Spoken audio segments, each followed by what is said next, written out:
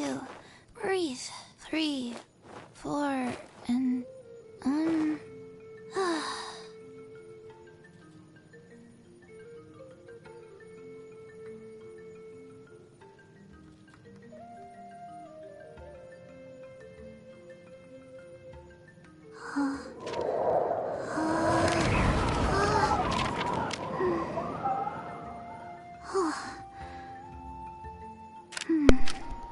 E aí galera, tranquilos? Sejam bem-vindos a mais uma live do Brian Jordan. E hoje galera, eu estou trazendo para vocês uma live aqui que vai ser do Quest do Kenichi, que é um personagem que foi lançado recentemente aqui no jogo, que é um personagem novo.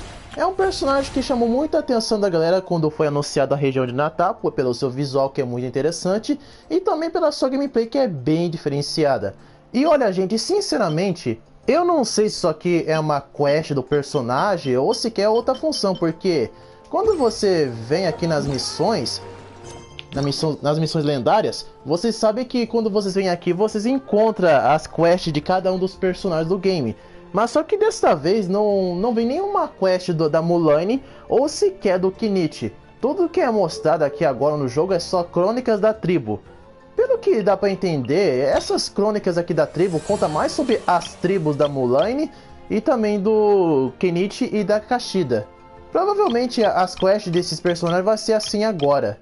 Eu não sei porquê. Essas quests nem sequer contam tanta coisa sobre os personagens, como a Mulan, como a Mulan, por exemplo, que mostrou mais sequer o passado dela. Eu não tinha feito nenhuma live, nenhum vídeo sobre essa parte aí da Mulan, porque eu pensei que seria uma missão não canônica do game, mas é uma missão quase canônica porque conta sobre a história das tribos. Olha, eu tomar que isso aqui seja alguma missão canônica, não seja apenas uma missão que não existe, só uma missão secundária, mas tomara que seja sim uma quest canônica, mas sem muita enrolação. Vamos aqui tentar descobrir como vai ser a história da tribo, se sequer vai ser a história da tribo, ou sequer vai contar mais algumas coisas sobre o Kenichi. Ou se a Royalverse daqui pra frente vai fazer as quests desse jeito, mas eu tomara que não, porque aí fica um pouquinho confuso, aí faz a gente não saber qual é a quest do personagem ou qual é uma quest de uma tribo. Vamos aqui ver.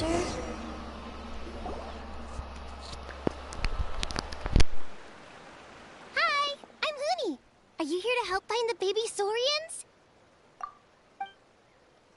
And I'm Toba. You must be the helpers that we've been waiting for. It's nice to meet you too, but we're just passing through. Oh, but Uncle Sanka said he was gonna send some of his friends over to help us. You sure he didn't mean you?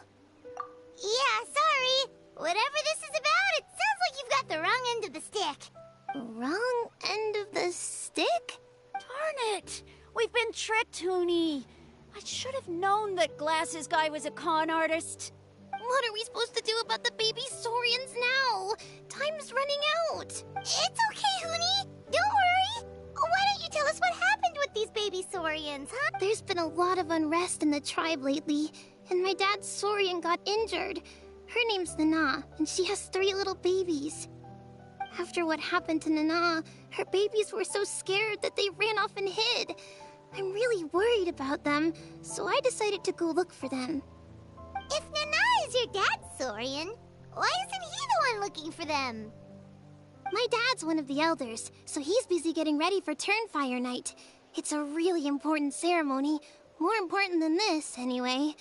I didn't think it would take very long, but then that guy we ran into made us tell him loads of stories, and it wasted so much time. Yeah, he was so selfish. He doesn't have a heart. It's all right. Don't let him get to you. We're here now, and we'll help you, because we care a lot, don't we, Traveler?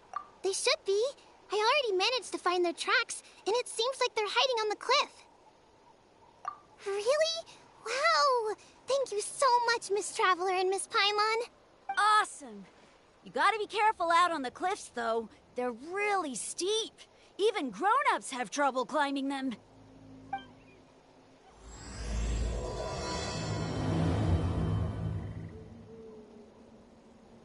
Rudy said the baby Saurians are on the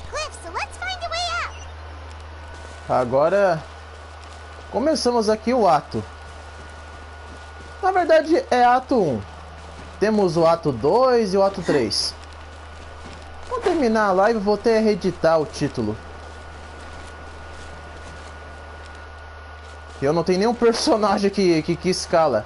Bom, eu tenho a Kashida, mas eu tenho que trocar de personagem.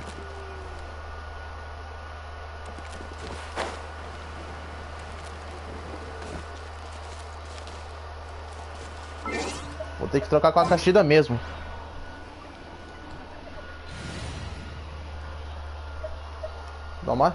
Tomara que a partir de agora as histórias sobre os personagens do Genshin não sejam dessa maneira, focada mais em suas tribinhos, de onde eles vieram, qual função que eles fazem, para não ficar muito confuso.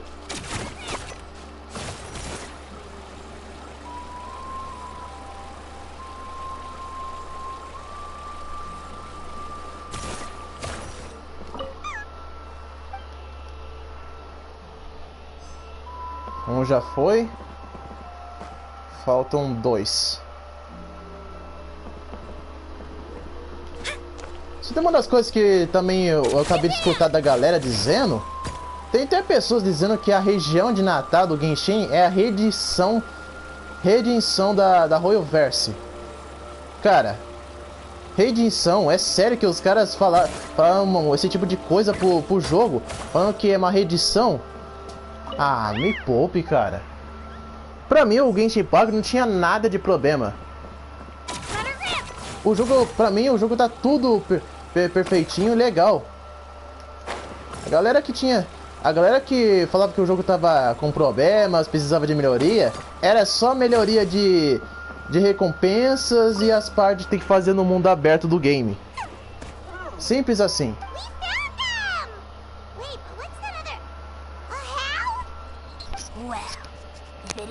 Gruesome twosome who wormed their way into our servant circle of friends. Still awestruck from the last time we met? Would that be why you hastily scrambled up here to pay your respects the moment you saw us? Very well. You heathens leave us no choice. The almighty Dragon Lord, Kahula shall grant you the audience that you seek. Come, pucker up. Wait, aren't you like Kenichi's sidekick?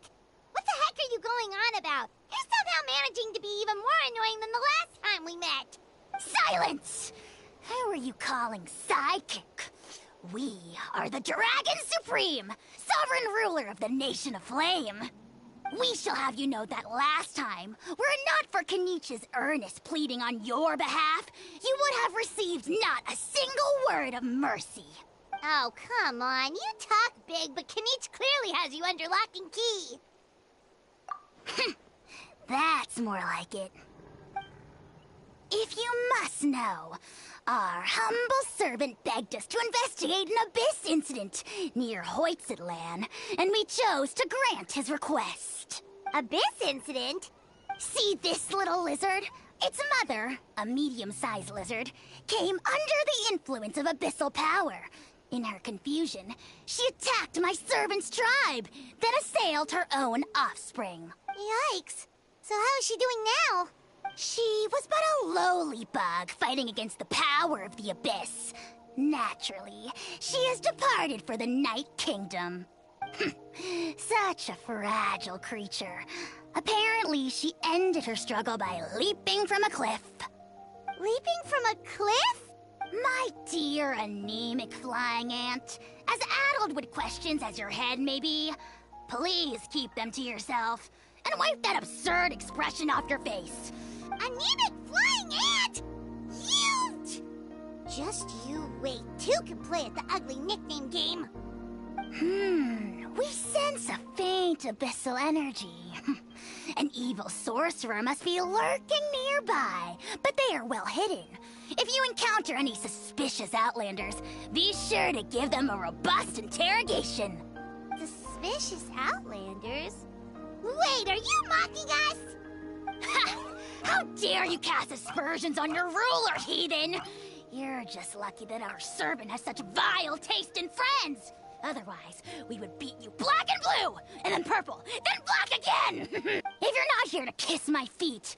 And get out of my sight. Do not impede the work of the almighty Dragon Lord, Kahula-How. The potty mouth on that guy! I'm on his furious! Still, good to know about the Abyss threat, huh? Wasn't expecting that. Let's not get sidetracked.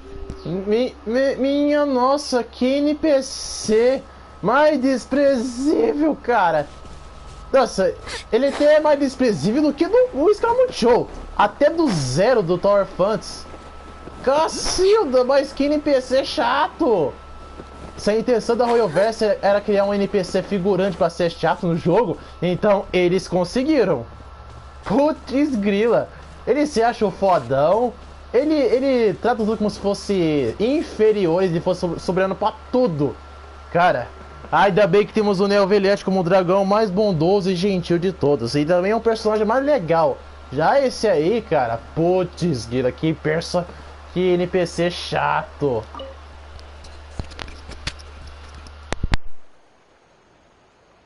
Wow, you're back already? That was so fast. I'm so glad that the babies are all right. Thank you both so much. Now we can finally go home and stop worrying about them. You're welcome. Piece of cake! You're not from Natlan, right? Because your clothes look different than ours. Hey, you must be tired after all that climbing. You should come take a rest at my house. Yeah, please come. I promise you'll get a big Scions of the Canopy welcome. We love having guests, and you're really nice people. Not like Glasses Guy. By the sound of it, Glasses Guy wasn't from Natlan either, right? Uh-huh. Well, his clothes sure weren't. You know what? Now that I think about it, there was something really fishy about him. Really? Maybe he was the suspicious outlander that Ahau mentioned. Sure, if you're interested. Let me think. How did the conversation go again? Oh, please, mister. I've told you so many stories already. When are you gonna help me find the baby Saurians? Just one more story. One more, I swear. Why don't you tell me more about that ball of fire? I heard that there was a huge transparent ball of fire that used to burn 500 years ago, 1,000 years ago, maybe even further back than that. Oh, you mean Turnfire. That's where the ancient name Mollypo comes from. Oh, wow. So it was the origin of an ancient name. That's impressive. Uh-huh. There's a story behind every ancient name. The legend goes that the Turnfire first appeared in the era of the Grand Alliance. It was used by the tyrant Och Khan to rule over Natlan and oppress anyone who opposed him. Turnfire is different from normal fire. If you get set on fire with it, you'll feel horrible burning pain from behind you, but you won't die from it right away. Why? What happens if you turn back? As soon as you turn around, poof! You get burned to a crisp. Well, good golly gee. I mean, it's one thing to singe someone's clothes, but burning people alive? That is a big no-no in my book. Right? How nasty is it to burn someone from behind and not even let them turn around to look? Yes, shocking behavior. Now, let me guess. Eventually, a valiant hero came to save the day? That's usually how these stories go. Good guess, Uncle Glasses. Seems like you really know your stuff. The hero was called Yunpanqui. He's the ancestor of our tribe. Mm-hmm. Yunpanqui was friends with Och Khan the Tyrant, and also Xbalanque, the first Pyro Archon. He was working as an ordnance officer for the Grand Alliance at the time. He didn't like how Och Khan was such a cruel tyrant, so he stole the Turnfire and threw it at the Och Khan's army. The soldiers couldn't defend against it, and they all got turned to ash. And that's how our ancestors set our people free. But just as he was about to leave the city, he thought he heard Och Khan calling out to him from behind. It caught him off guard, and he turned around to look. But Och Khan wasn't there. All he saw was a city burned black, an army in ruins, and giant flames reaching up into the sky. A split second later, the flames he saw burst out from inside his eyes and swallowed him up. All it took was a single glance. As soon as he looked back, he was burned to a crisp. The question is, was this the price he paid for stealing the Turnfire, or the price of turning back? Nobody knows the answer. But the fire that consumed Yunpanqui burned more fiercely than any other. It burned for 100 days until it burned a hole right through the ley lines. And then, the flame dropped into the deathly dark Night Kingdom. The grown-ups say that it lights up the path that leads to the next life. But for the dead to be reborn, they have to accept the flames and be purified by the fire first. It's like a final look back at your life, where you have to answer for everything you did. Anyway... Ah, a fine parable indeed. So, is it true? Is it really possible to find this fire in the Night Kingdom? I don't know. I think it's just a story. Either way, I assume this name has been passed down in your tribe ever since? Sure has. It went to Burkina, the hero that we celebrate on Turnfire Night. But that was 500 years ago. Yeah, and now it belongs to Kinich. So we often call him Malipo Kinich. Kinich, huh? All right, Uncle Glasses, that's enough stories. Now, can you please go find the baby Saurians for us? I would, but doesn't the legend of the Turnfire teach us not to look back? Let's not go dredging up the past. Tell me more about this Kinich guy. One more story, I swear. Starting now. No? Careful, Toba. You look dangerously close to cursing me out right now. Tut tut, we can't have that. Cursing is for grown-ups only. Uncle, you'd better not be trying to trick us, or the Turnfire will get you when you die. How would it get me if I'm outside of Natland? Uncle Glasses isn't from here, you know. Huh? Wait, is that? All right, kiddos. I'm a man of my word. 2 of my friends are on their way here, and, yeah, they'll help you out on my behalf. Work them like dogs, okay? That's what they're here for. Don't go easy on them just for my sake. Really? Well, first, can you tell us your name? We met at the foot of this cliff, so beneath the peaks, let's go with Sanka. Seriously? If you don't believe me, turn around and see for yourselves. They're right behind you. Huh? Where? Oh, wait! Uncle Sanka, where did you go? Yeah, definitely a fishy character. It sounds like he was digging for info about the ancient names. Yeah, and not only that, but he betrayed us too. He'll pay for this. All he got out of us was some stories, though. What's the worst that could happen? Traveler, maybe we should go tell Kinich about this. Ahau says he's investigating it, but he's a bit of a loose cannon. We probably shouldn't take him at his word. Huh? You know Kinich? Not very well, but we have met him before, and one time we had a meal together. Aw, man, I'm so jealous. I never even spoken to him. He's so cool. He's the Saurian hunter, and he has a really awesome ancient name. Me neither. I don't think my dad really likes him, though. He always tells me to stay away from him. Probably because of that little creep he always hangs out with. He's nasty, and he's so full of himself. Oh, the creep who calls himself Kahul Ahau? Yeah, we've had the pleasure of meeting him too. He sure loves pushing people's buttons. Exactly. I don't know why Kinich partnered up with him.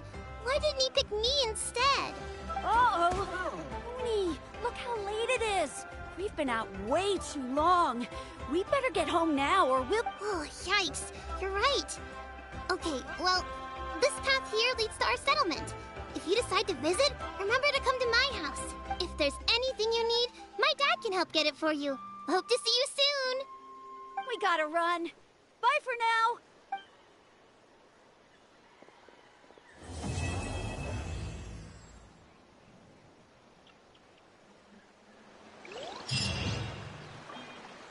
E concluímos o ato 1, mas só que temos o ato 2. Cara, em pensar que aquele NPC fosse usar as crianças por seu próprio prazer de informações. Com mentiras. Ah, ali. Com mentiras e mais mentiras. Olha, sinceramente, até os asiáticos, na minha opinião, eles adoram fazer as crianças tão pequenas, de 10 a 9 anos, serem inteligentes assim.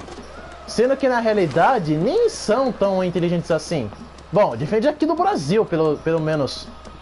Mas se as crianças é desse jeito no Japão, na China, na Coreia, nossa, dá pra ver que, diferente do nosso país, onde os pais não têm responsabilidade de cuidar, às vezes, dos seus filhos, tanto os japoneses, coreanos e chineses, eles têm responsabilidade de cuidar dos seus filhos e fazer eles crescer e conseguir se virar. Se essa é a educação que fazem seus filhos terem dessa maneira para eles ficar tão inteligentes assim, a ponto de até botar no jogo, então prova isso. Ou se eles fazem isso de propósito, cria personagens assim só pra mostrar que tem crianças no jogo. Honey, what were you thinking going out by yourself? Don't you know how dangerous it is? It's okay. Toba helped me. And we met some kind strangers who helped us. And... Kind strangers? What made you so sure they were so kind, huh? Oh, I suppose they had kind stranger written on their foreheads? Yeah, actually, they did. In big, bold letters. Don't talk back to me. The Mountain King problem still hasn't been solved. What would I do if I lost you too? No dinner for you tonight. They were good people, Dad. Dinner or no dinner. Hello again, Honey. It's Miss Paimon and Miss Traveler. Dad, it's them. They're the ones who helped me. And I promised we'd take care of them if... Oh, so you're the kind strangers. Well, I'm Trinidad. Apparently, you helped my daughter today, so if there's anything you need, just ask. As an elder of the Scions of the Canopy, I've got some influence around here. Now, I trust that you're sensible people who know better than to take advantage of their host's generosity. Yep, just helping a neighbor. We're not looking for anything in return. Oh? Well, let's hope so. Dad, please! They're not bad people. They've eaten at the same table with Kanich before. Be nice to them. Kanich? Wait! I heard that two mysterious travelers from afar showed up at the Stadium of the Sacred Flame. Are they you? And Paimon's the other. I do apologize. A lot's been going on in our tribe lately, and I suppose the pressure must be getting to me. I can't believe I was so rude to you. I feel ashamed. We got off on the wrong foot. Can we, start over? Oh, now we're talking. Seriously, though, don't worry about it. Already forgotten. We're just happy to see Huni got home safe and sound. Oh, you just arrived, I take it, and it would be my honor to give you a hero's welcome tonight. Careful now. That's quite an about-face. We've heard that kind of thing can lead to spontaneous combustion around these parts. My dear traveler, you are very perceptive indeed. Go inside now, Huni. Dad's got some important business to discuss. Okay. Look after Miss Traveler and Miss Paimon. They're very special guests.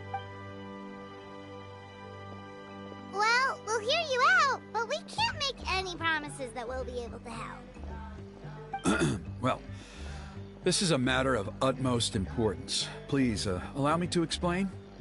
For many years, our tribe has celebrated the Turnfire Night.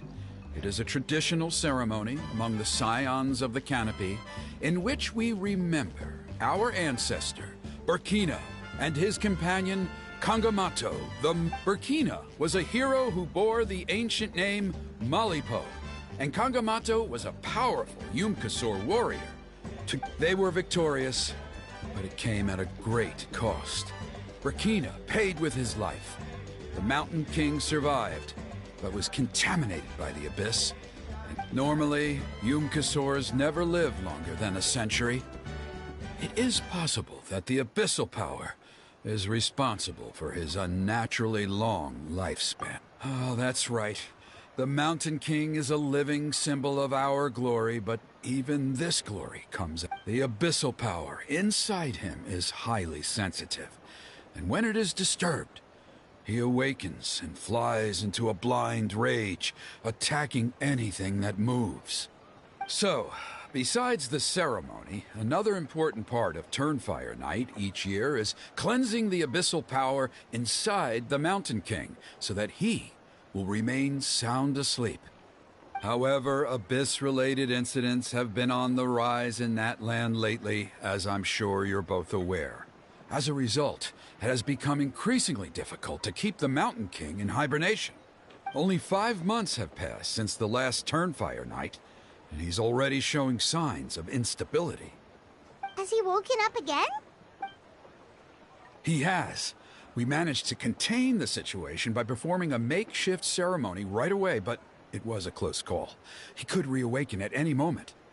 Also, he attacked and wounded my companion, Nana, during the ceremony. She became contaminated by the Abyss as a result, and... We heard. Such a tragedy. We're really sorry for your loss. Yes, and Nana wasn't the first. Anyway, right now we're preparing for an exceptional Turnfire Night ceremony, and we need to find a suitable flame bearer. From what I've heard about your adventures, I believe you would be perfect for the role. Of course. Plus, he's a bona fide hero who inherited the Malipo name. Oh, you mean Kanich? Yes, he's the one. A hero, worth his weight in gold. And unfortunately for us, he's all too aware of that. No prizes for guessing what he said when I asked him to host a Turnfire Night. An exceptional ceremony? Oh, I'll have to charge an exceptional price. I swear, no other concept exists in that boy's brain. I'm not the one to usually talk about people behind their backs, but I'm convinced the Wyab got hit on the head and took a wrong turn the day it chose to give that ancient name to him. I mean, have you ever heard of a hero whose mantra is, "What's your asking price?" Oh, and don't get me started on that insufferable Ahau he hangs around with. Thinks he's God's gift to mankind. Pompous fool. Yeah, Paimon has to agree on that last part. Anyway, the fact is, the ceremony can just as easily be done without him as long as we can find someone else. And besides, you two seem like much better candidates. So, what do you think? Well, you'll gain the respect and friendship of the Scions of the Canopy. Something no amount of Mora can buy. Wonderful! I can't thank you enough. Huni was right about you. You have kindness in your hearts. Come with me to the other side of the mountain. I'll bring you up to speed on each step of the ceremony. Us experienced warriors, I'm sure you'll pick it up in no time.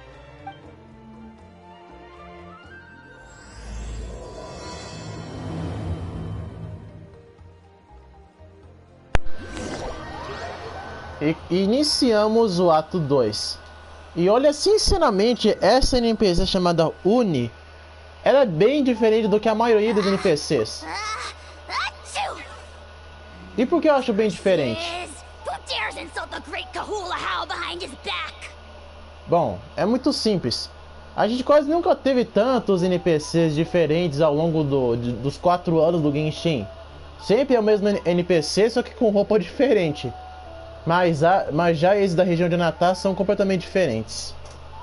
Não que me importasse com a mudança dos NPCs, mas tava ficando um pouquinho chato na minha humilde opinião.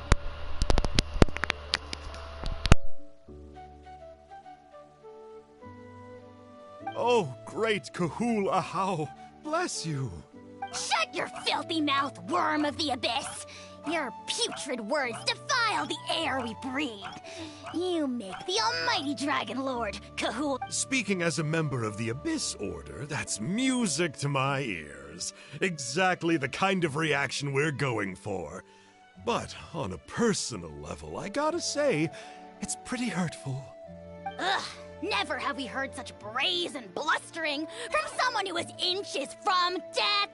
Up yours, Four Eyes! We spit in your face! Okay, well, that I am at a loss to explain.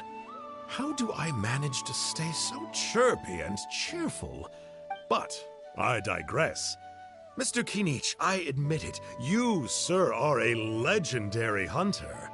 Still, the only reason you caught me is that I was reluctant to run away. You see, I'm very interested in the lore of your tribe. Okay. Is that it? Kay?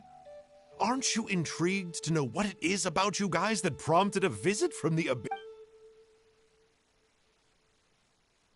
It's the extreme sports! The other day, I narrowly avoided getting hit by a very brave soul who just leaped off a cliff. I think you call it bungee jumping? Anyway, I was very impressed. Look, I even did a painting inspired by the bravery and freedom of the scions of the canopy. You scum-sucking swine! I swear, if you go bungee jumping, it'll be without a rope! Head first off the tallest cliff, with a band of hunters on your tail, and nowhere left to run, and a bottomless cesspit waiting for you. You say that, but I get the sense that Mr. Kinich isn't planning to take my life right now. On top of that, I'm tired of spying on you from afar. So why don't we just negotiate a comfortable operating distance that works? I've heard that the most important thing in human relationships is to respect each other's boundaries. Or you could tell me what it is you're really after. What? And then I'll name my price.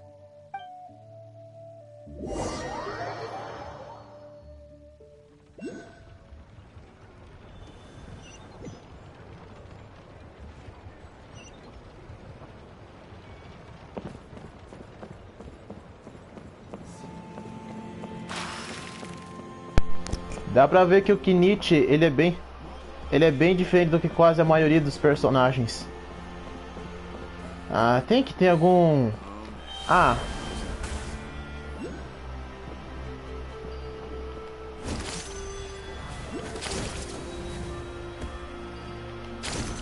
Ainda bem que tem esses bichinhos aqui no jogo.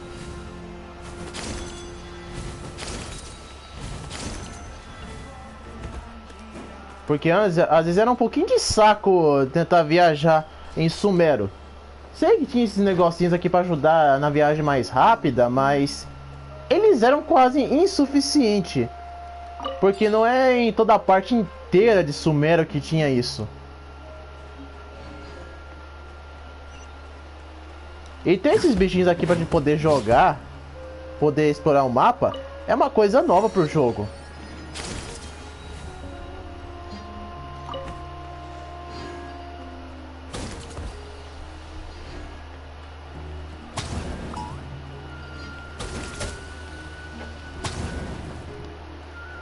Ah, ele usa isso aí pra disparar. Só falta a Royoverse botar Pokémon no jogo. The Abyss contamination is back. No surprises. See those torches over there? Those are the Sacred Flame offshoots that we requested from the Stadium of the Sacred Flame. Are you saying that the Sacred Flame and the Turnfire are the same thing? Well, for ceremonial purposes, at least. Sending someone to the Night Kingdom to retrieve the legendary Turnfire isn't exactly an option. More to the point, though, the Sacred Flame is able to burn away abyssal filth, so that's why we use it in the ceremony. Gotcha! So basically, we just need to clean up the filth with the Sacred Flame.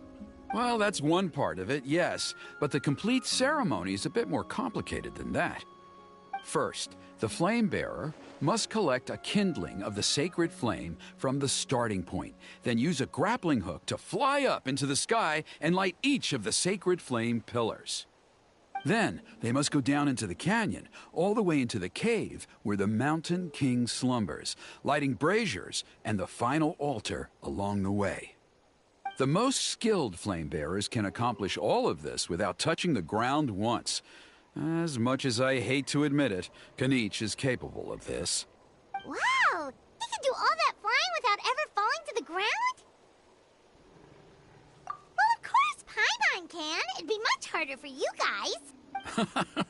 Well, don't worry. It's not a requirement of the ceremony. You're allowed to touch the ground. The only thing you're not allowed to do is turn back. The flame bearer must always keep moving forward. You can't skip a pillar, then come back to it after lighting the next one. To do so would be to disrespect our ancestors. So, what actually happens if you do turn back? Surely the fires don't just go out. If you're not careful, you might get burned. What about today then? Does the same rule apply? Oh no, don't worry. Today is just a practice. The order doesn't matter. You just need to take the sacred flame, cleanse the filth, then go light all the braziers. Are you ready? I'll repeat all the key points again. Gather the kindling, cleanse the filth, and light all the braziers.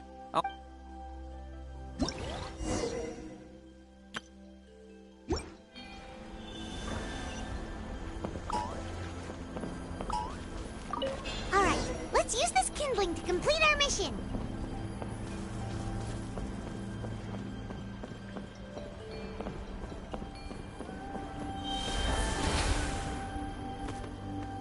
There's abyssal filth over there. Let's burn it away with the sacred flame.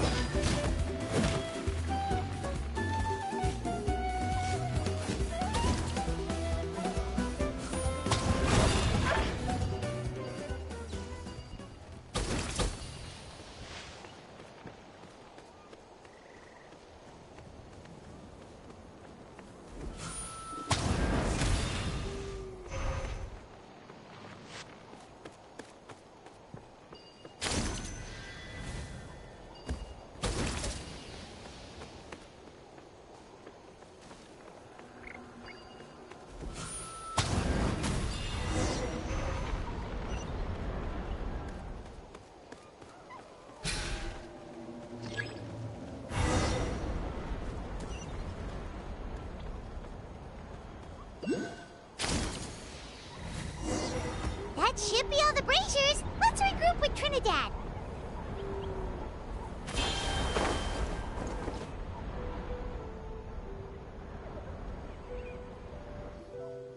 I knew I was right about you. You have outperformed all of the other previous candidates. If there was an ancient name for outstanding flame bearers, I'm sure the Wyab would consider you for the honor. Yeah, although it would probably take Paimon quite a bit longer. All right, now there's still a few days left until the ceremony, and I should probably get back so I can inform the chief and the other elders that I have found the flame bearer we need. Oh, you mean they've still got to sign off on it? Some of them are still hoping we can come to an agreement with Kinich, but that's only because they haven't seen you in action. Still, I'm the one responsible for securing a flame bearer, and my recommendation is you. Just for Paimon's own peace of mind, are you sure it's not going to be a problem having Outlanders take on such an important role in your... See that place over there? There was a time, long before the age of Burkina and the Mountain King, when we, Scions of the Canopy, called that our home.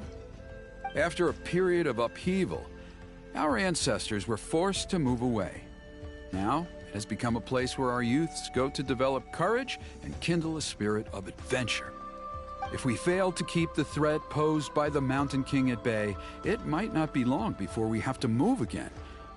So, to answer your question, I think everyone will agree that you are the right choice. Fair enough. Desperate times call for desperate measures.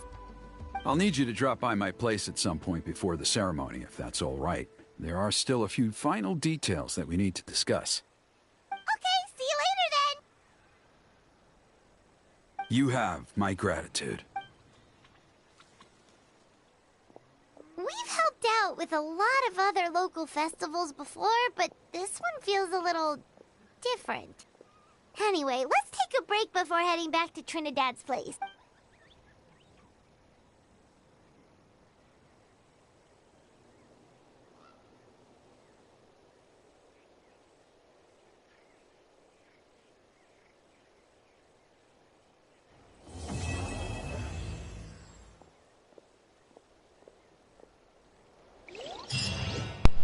Concluímos o ato 2.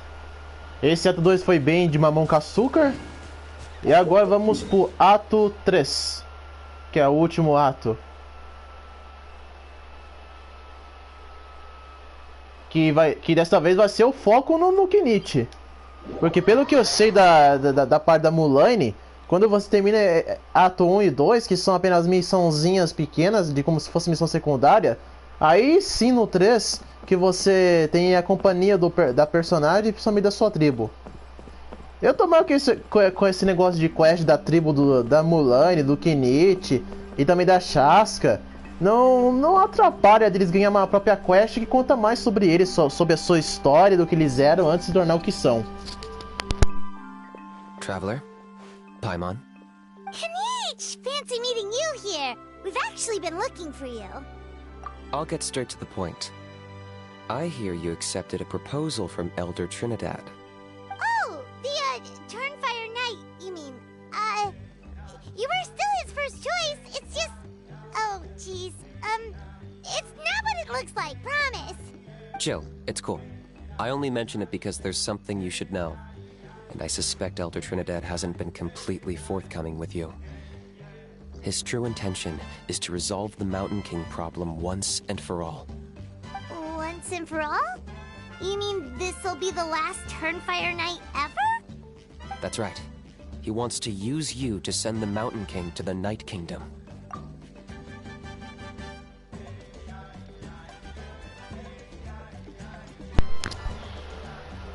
Um rapaz aqui mandou o nome de Yari.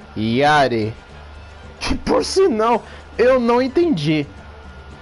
E o nome dele em Power Echo. Sinceramente eu não sei porque tem tanta gente no YouTube e nas redes sociais que botar nomes assim, mas tudo bem. Só não entendi porque botou esse nome de Yari. Talvez seja algum... Talvez ele seja de outro país.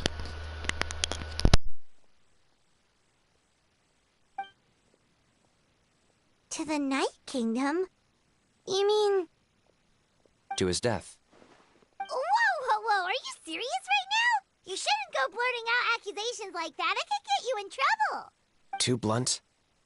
Okay. I'll phrase it more gently.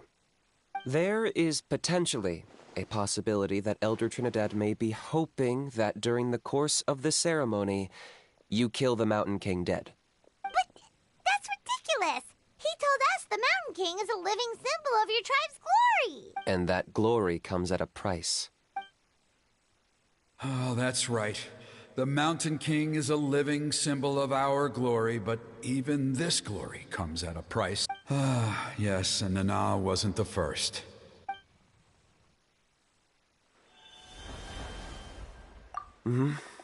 She likely won't be the last to lose her life either. Still, is killing the Mountain King really the only way? It seems so extreme. The Mountain King is a unique case when it comes to abyssal contamination. It's eaten away at him for so long that it has consumed him entirely, and the damage is irreversible. That evil power has both driven him insane and kept him alive over the centuries. So, in past ceremonies, we've only purged around half of the abyssal power. This was to strike a balance. To keep him alive, but also keep him asleep. Trinidad didn't say anything about how much power he wanted us to purge, but he did say there were some more details to go over before the ceremony. Then it sounds like you'll know for sure soon enough. If he really asks us to kill the Mountain King, what should we do?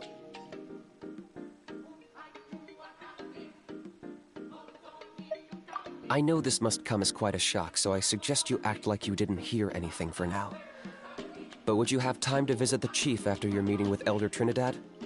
I'd like to make a deal with you. What kind of deal? One that comes at a very reasonable price.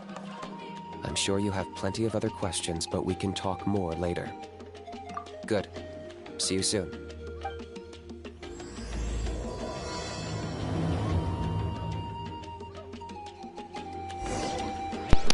E pelo jeito, o ancião do Kenichi não foi muito honesto conosco. Ele não falou que a gente teria que matar o rei da montanha. Não é à toa que ele disse que... qual é o nome mesmo? Esqueci. Que a Nanana não foi a primeira.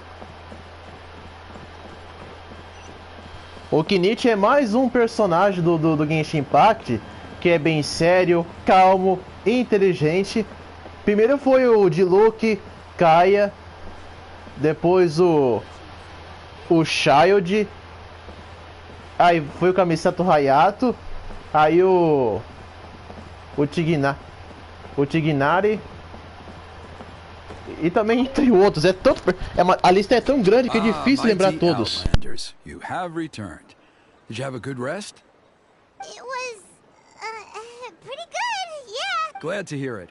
Things are progressing very smoothly on my end. Many of the elders have heard of your heroic deeds, including the chief. There are still those who insist that the ceremony should be performed by the bearer of the Malipo name. Plus, Kenichi doesn't want to do it anyway. Exactly. So, now, it's time for us to discuss the finer details of the ceremony. We covered the fire lighting part of the proceedings yesterday. The next part is the purification of the Mountain King. It's quite simple. You just need to use the sacred flame. We've done it plenty of times before, and it's always very routine. I'm sure. One point I'd like to stress, though, is that you need to burn away as much of the abyssal energy as you possibly can. The more we dispel, the longer the Mountain King will remain asleep. Asleep, huh? Precisely. In previous years, the Flame Bearer has often been unable to dispel a sufficient amount of abyssal energy.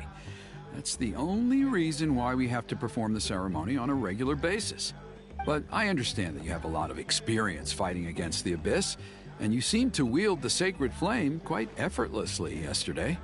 With your help, I'm optimistic this time we can dispel all the remaining abyssal energy from the Mountain King's body, freeing us from this ever-looming threat for many years to come. Traveler? So this doesn't faze you at all, huh? You clearly have a lot of confidence in yourself. If that's all you really need to know, the ceremony's in 3 days. I'll come and fetch you when we're ready. In the meantime, feel free to take a look around our settlement. It would mean a lot to the elders if you got to know some of our people. And if you wouldn't mind helping them out with a few errands here and there, that would be even better. So now we have extra errands to run? Maybe we should add a little extra to the price.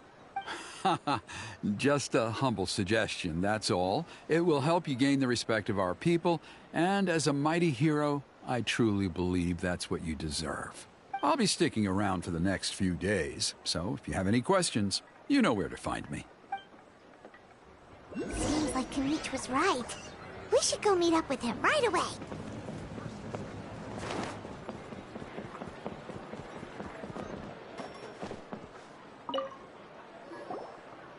Huh, you're here. Kanichi, Elder Trinidad said that... I can tell. It's written on your faces. Is that the Traveler in Paimon? Forgive me for not being there to welcome you on your arrival. That should have been my duty as chief. Hello, Chief Waina. I only heard the news from Trinidad yesterday, so I asked Kanichi to invite you over for a quick chat. I believe Kanichi has already filled you in, so I'll get straight to the point. Firstly, I fully endorse your appointment as flame bearers for the upcoming Turnfire Night.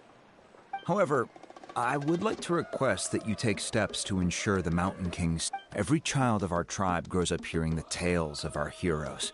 From Yunpanqui the Firebringer, to Burkina and the Mountain King who fought against the Abyss. This is our history and our heritage, the source of our pride and the center of our faith. To kill the Mountain King would be to destroy our spirit. I would never be able to face our ancestors in the Night Kingdom. Nana's death was a great tragedy, and I do not blame Trinidad for the actions he has taken. Nevertheless, I cannot allow any harm to come to the Mountain King. The very roots of our identity are at stake. My honored guests, please give this matter your serious consideration. Perhaps there is, but despite all our attempts to contain the situation over the years, we've not found it. Right now, I should like to hear where you stand on this matter. Though I sense that your mind is not yet made up, I'm still comforted by your words. There are 3 days left before the ceremony. I hope they will bring you clarity. So, Kanichi, earlier you were saying that... Let's walk and talk. I'll show you around the tribe. That works too. Paimon needs to get some air after this.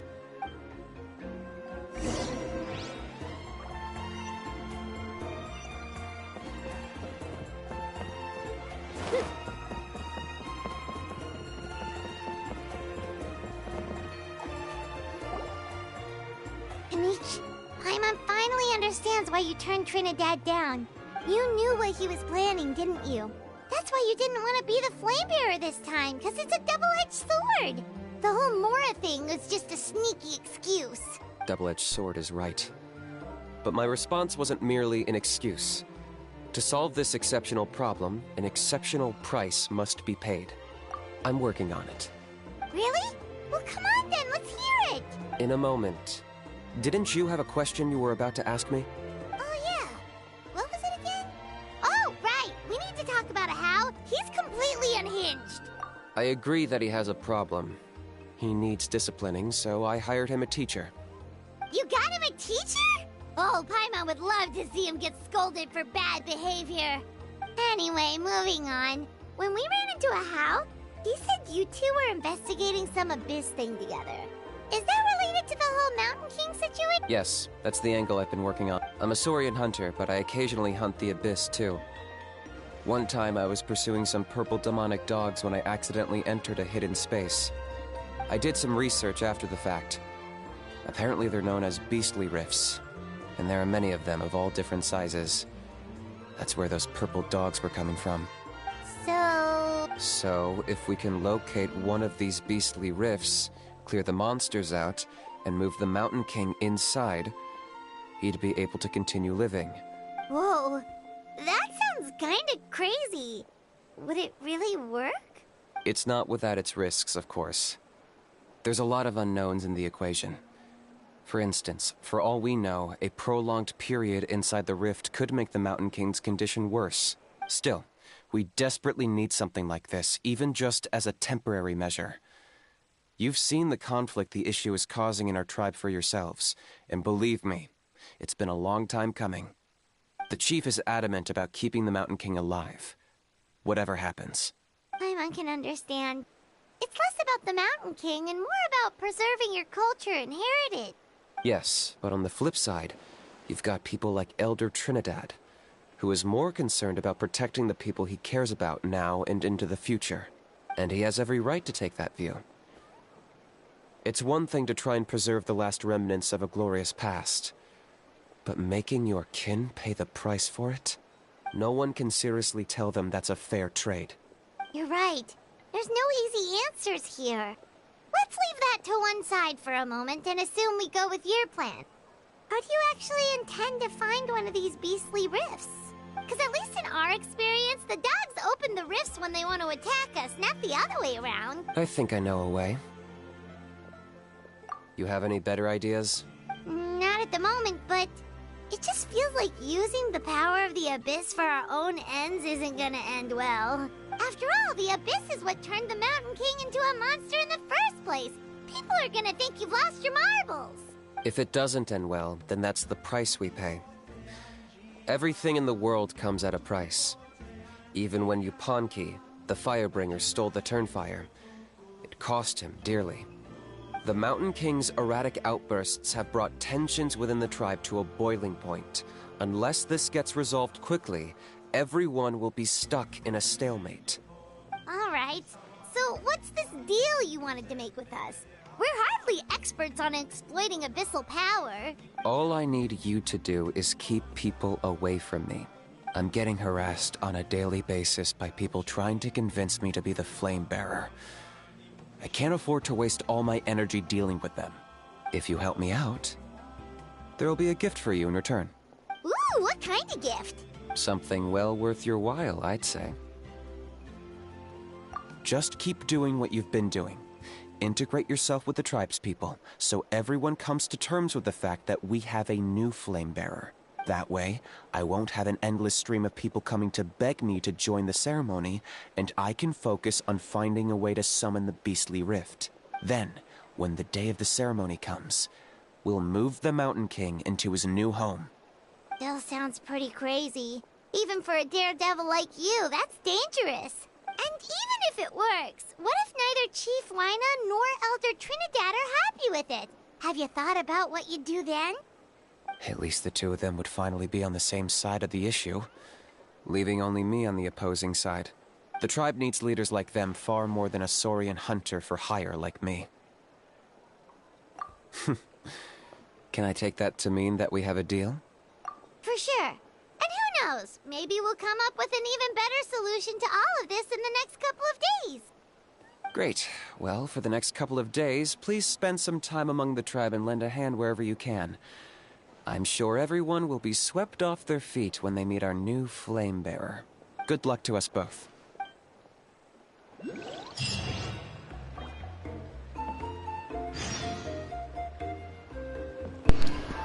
Então, nossa função é chamar a atenção das pessoas para impedir que eles parem de encher o saco do Kenichi sobre seu novo portador das chamas. Eu até que entendo o Kenichi sobre essa parte das pessoas ficar perseguindo ele para ser o portador das chamas. Nossa, isso aí é um saco mesmo. Até na realidade também é um saco quando você é bem famosaço e é bem um ícone para todo mundo. Ícone não, ídolo. Meet the tribespeople and take some heat off of Kenichi's back. Então vamos chamar a atenção das pessoas para afastá-lo do Kenichi.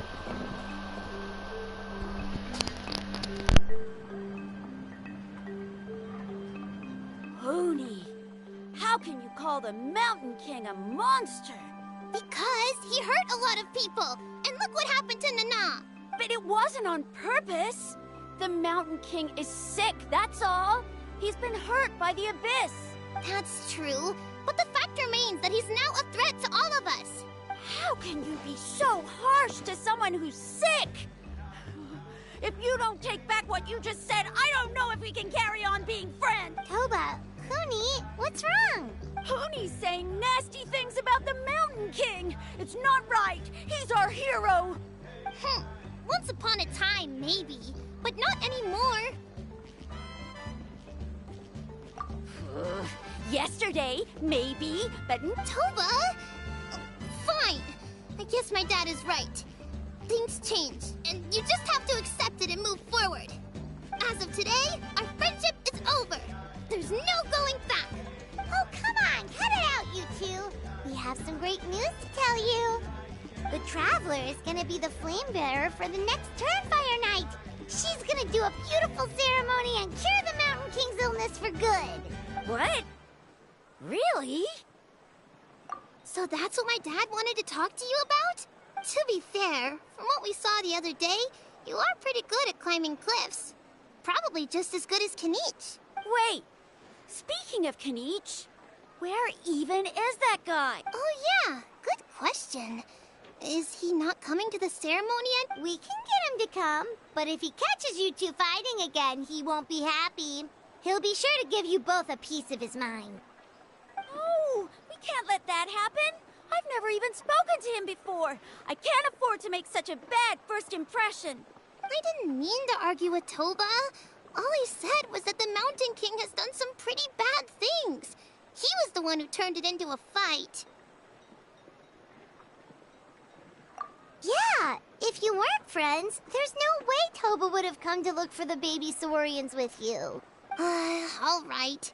Well, because it's the Traveler and Paimon and Kanich, I'm sorry, Toba. I'm sorry for all the mean things I said about the Mountain King. Dad just really misses Nana, and I was really upset that she's gone, too. Huh? Oh. I shouldn't have spoken to you the way I did either. It wasn't very nice of me. For the Traveler and Paimon, Kanich, and for Nana. I'm sorry too, Huni. That's more like it. Now you're best friends again! Guess so. Toba, if I ever say something mean about the Mountain King in the future, I'll make sure I say it to someone else. And I'd better go buy some colored cloth for my dad now. He needs it for Turnfire night. Let's play again some other time. See you, Toba. See you, Traveler and Paimon.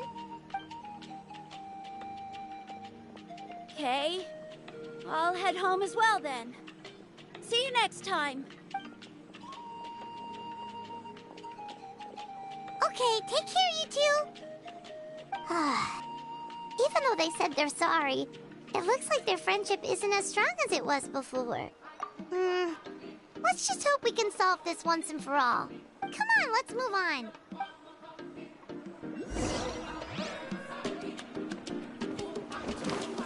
Huh? What's going on over there? Let's take a look.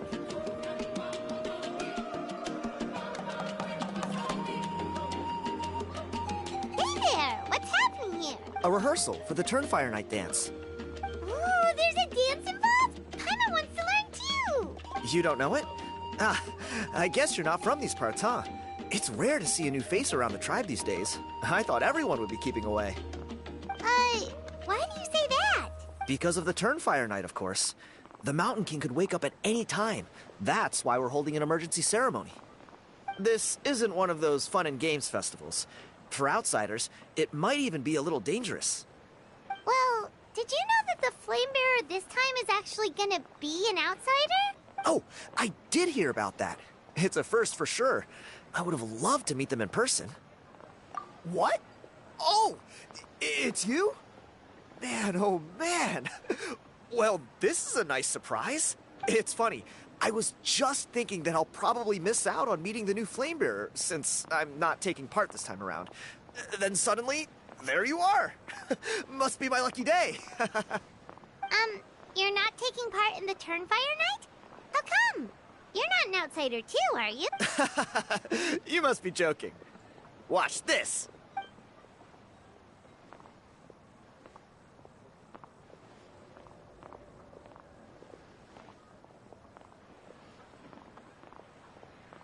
Not bad, right? Yeah, I'm considered one of the better-looking guys who dances beneath the pillars of the sacred flame. Been doing it a few years. Always gets the ladies out to watch. Oh, very impressive. Well, I feel like the whole Mountain King situation is getting more and more precarious. It's just not safe here anymore. One of our elders' Saurian companions even lost her life not long ago.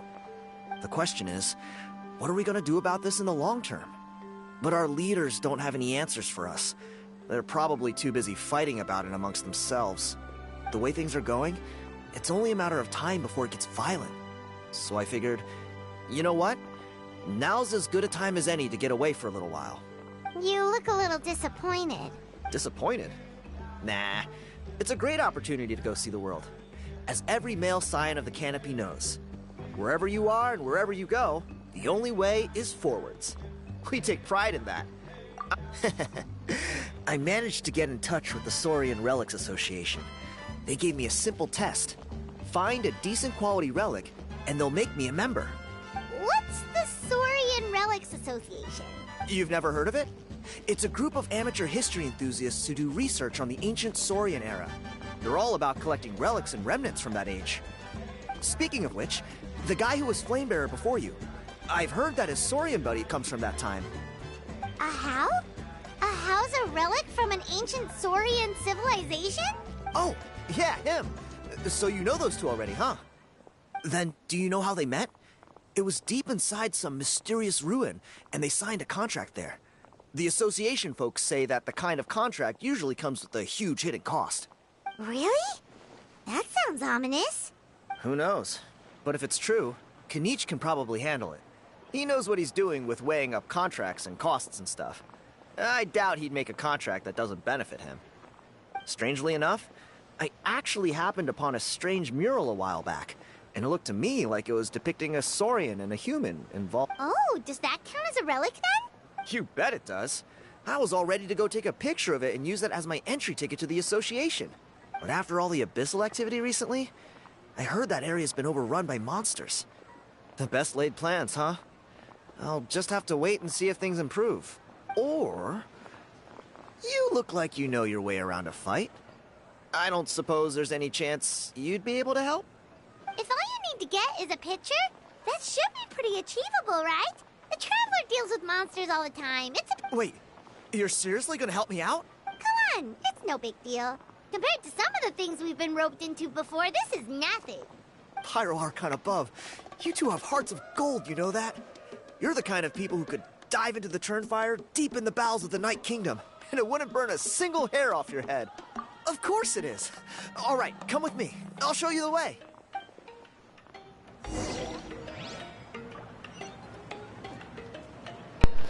Eu não sei se vocês repararam, mas eu posso até estar errado aqui na minha teoria, mas até parece que essa tribo aqui do Kinich meio que faz muita referência ao Brasil.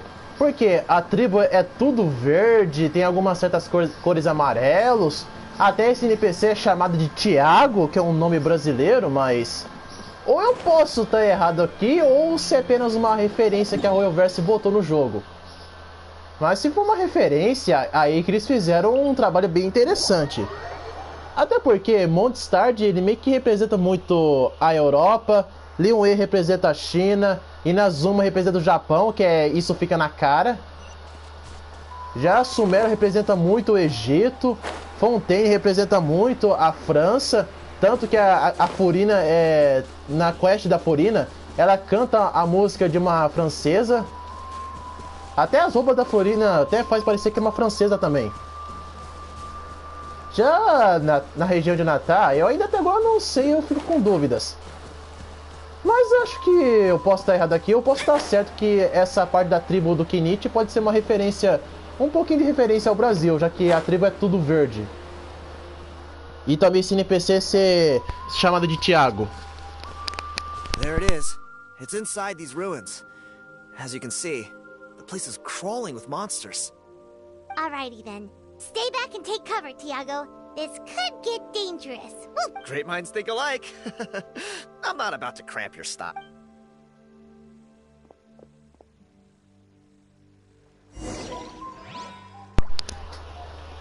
Se eu vou enfrentar os monstros, então eu vou substituir a Caixina e botar a Titi. Cadê a Titi? Aqui. I will bring my notebook. Vamos lá. Shine down.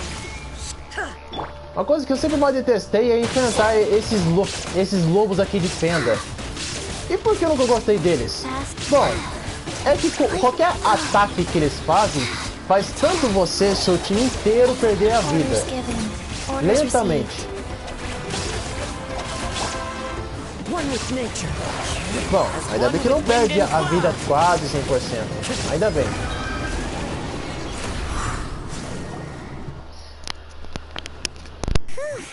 That should be the last of them.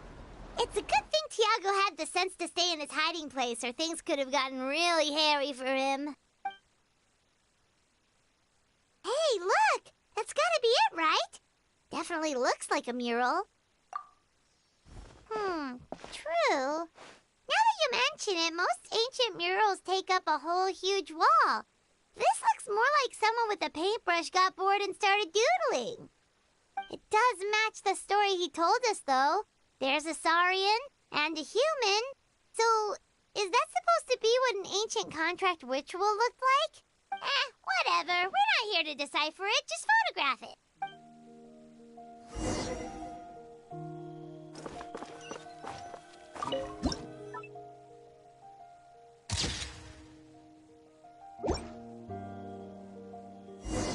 That's a wrap. Let's take it back to Tiago.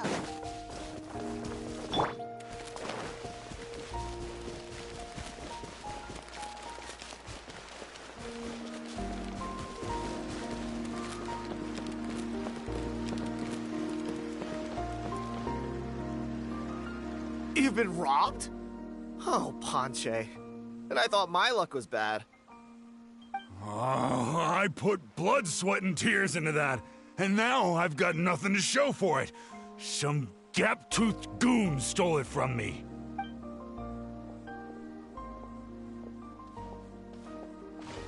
Tiago, is this the picture you were looking for? Let me take a look. Yep, that's the one. Pyro Archon above, you two are superhumans. Hey, Ponche, come and say hi to these guys. They're gonna be the new flame bearers, and they're tough as nails. Wait, are you the Traveler and Paimon? Huh? You already know each other? I don't think so. My nephew Toba's been telling everyone about you. He says you're crazy strong, super friendly, that you helped him out, and that you're gonna be our flame bearers this Turnfire night. Oh, so you're Toba's uncle. Great to meet you, sir. Sounds like we managed to make a bit of a name for ourselves. Toba's not wrong, my friend. These two are honestly some of the nicest, most genuine people I've ever met. Everyone speaks incredibly highly of them. Seriously, if you're comfortable telling them about what happened. Really? All I want is to get the fruits of my labor back. Allow me to explain. Ponche is a well-known scholar within our tribe, author of the widely acclaimed book, Yunpanqui's Turnfire. Unfortunately, the book... I spent years of my life researching that book. I visited every last ruin, interviewed every descendant of every hero in our history. On the word Malipo alone, I covered at least 5 different interpretations of the meaning based on accounts from different villages. It was an unparalleled masterpiece. And now it's all gone. That little goon ambushed me during my morning walk. He snatched all of my belongings, including my entire manuscript. That book was everything to him. It's like they robbed him of his soul when they took it. Look at him. Lost and listless. He's a shell of the man he was. Dear honored guests of our clan, I am but a helpless old student. If only for Toba and Tiago's sake, please help me, I beg of you. See what I mean, Ponche? Now you've run into these two, your luck's about to change, big time. I don't know if he's still there, but come on, I'll take you.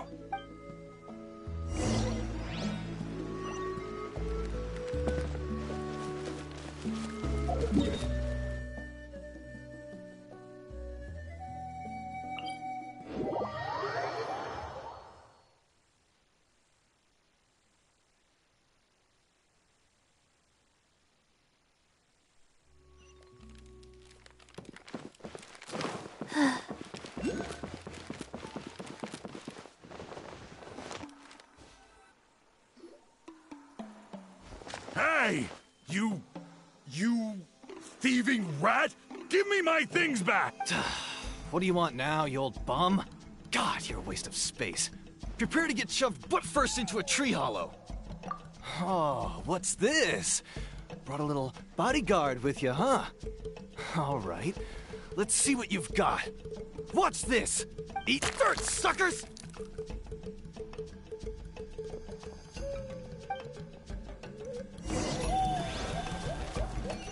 Hey, he's trying to get away! Stop, please! By all the warriors, heroes, gods, and kings, I can't run any longer. Please, I don't have your stuff anymore. Have mercy. Oh, yeah? Well, where is it then? I threw it away. You threw it away? The old bum's bag didn't have a single mora in it. Just a tatty old book, worn out pens, and some old rags. All that time lying in wait was for nothing. I was so mad, I just threw all of it away. Is that really the truth? Okay, then. Where did you throw it away? The same place you found me. Look, I swear on the Pyro Archon, it's the truth. May all my worldly possessions be turned to ash by Turnfire if I'm lying. Okay, that's a pretty strong oath. What do we do now? It sounds like he's telling the truth. Right. Let's hope nobody gets to the book before we do. We'll never get it back then.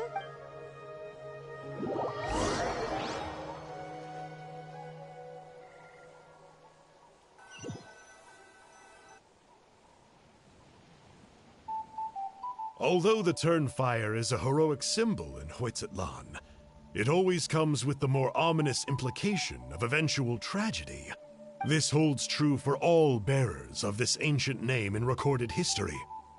Each one of them died of non-natural causes, as if the specter of the Turnfire was always lurking in the background. This appears to suggest the existence of some higher power that is always watching the name-bearer, examining their actions, and eventually demanding payment in return. None can escape this payment, unless, perhaps, they could honestly swear by Turnfire, Yunpanqui's Turnfire. What an incredible work on ancient name philology! I can't believe it was just lying there for me to take. Let me see, the author is... Panche. Nice. A gentleman and a scholar. Silence, book muncher. The great Kahula will suffer your droning voice no longer. Do you truly find no joy at all in perusing such rich historical records? Joy? What joy is there in this pointless drivel? Well, it makes a pretty shocking prediction. Every bearer of the ancient name Malipo eventually meets a grisly end. Maybe that's the price you pay for the name that means price? What? You're saying Kenichi will die a violent death? So I'll finally get to take over his body? When will that glorious day arrive? The great Kahula demands to know! Wow, you are just irredeemable, aren't you? An agent of chaos down to the core. You make us Abyss Order folks look like saints in comparison. Silence, maggot! To presume that anyone compares your kind with the great Kahula is sheer vanity. And if that day ever comes, oh, your doom will soon follow. You don't need to lecture me about Doomsday. Here's what I know, based on countless historical texts. All civilizations will be reduced to rubble by the passage of time.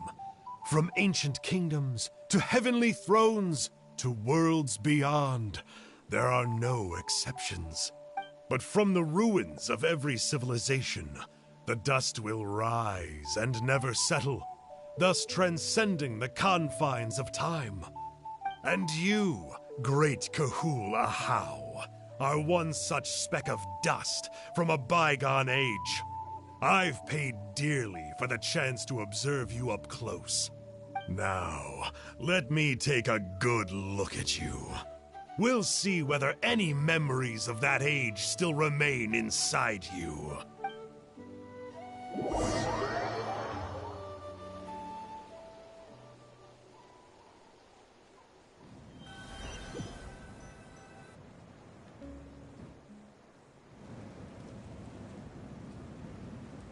We're so sorry, Mr. Ponche, but we couldn't find your manuscript anywhere. Does that mean all of my hard work was for nothing? You gotta stay positive, Ponche. You might have lost the book, but the brains behind it are still intact. Surely you remember the main points at least? The whole reason I worked so hard to get it finished before the Turnfire Night is because I hoped that maybe it might help us find a way through these trying times. But now, well, not exactly. But I thought my research might at least be a starting point. Oh, really? So what did you find out in your research? I think the key to all of this lies in the power of Malipo. Ponche, you know as well as anyone that ancient names don't hold any real power. Symbolic power doesn't count. You're right, but Malipo may be a special case.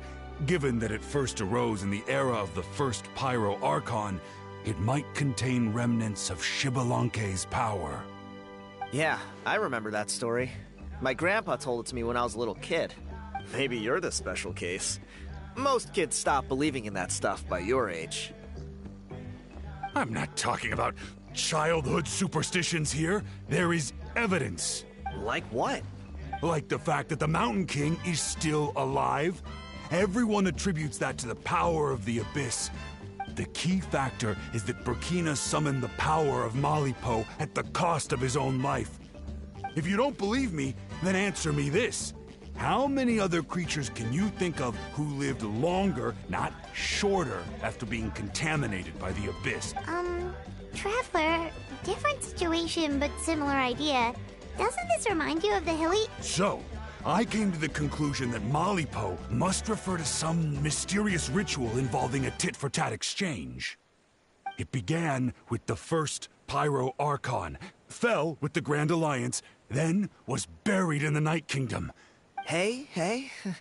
Sorry to interrupt, Ponche, but you seem to be getting a little overexcited. I'm sorry. I was originally planning on presenting my findings to Kinich. I'd hoped he would be attending the upcoming ceremony. Sounds to me like you dreamed up one fanciful theory to support another. Kinich, what are you doing? I more or less finished what I was doing, so I came to have a quick catch-up. Now a good time? Kinich! I'm onto something. I haven't worked out all the details, but you have to attend the Turnfire. So Mr. Ponche here has done a lot of research on the history of the Turnfire, and thinks he might have found a way for you... I'll be there, Ponche. Let's go.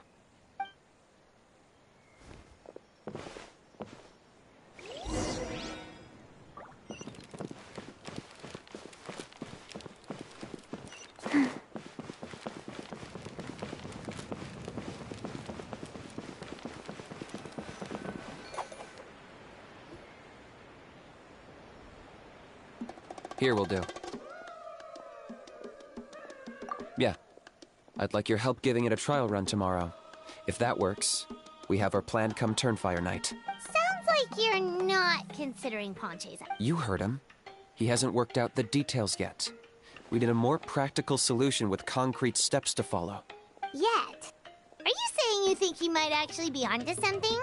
I think it's possible, based on something I know about the war 500 years ago. Burkina didn't fall to the Abyss. He was killed by the Mountain King in an episode of madness. In his final moments, Burkina made the fateful decision to not fight back, and instead pass his blood and power on to the Mountain King. Maybe he thought the Mountain King was stronger than him, and more valuable to the tribe. Or maybe it was just out of loyalty to his friend. Either way, I can believe the Turnfire was involved. Whether you think his sacrifice triggered it, or his fate was sealed from the moment he took the Malipo name, it makes sense to me. How can you drop these truth bombs with such a straight face? This is what I've gleaned from my many interactions with the Mountain King. His mind is so disordered.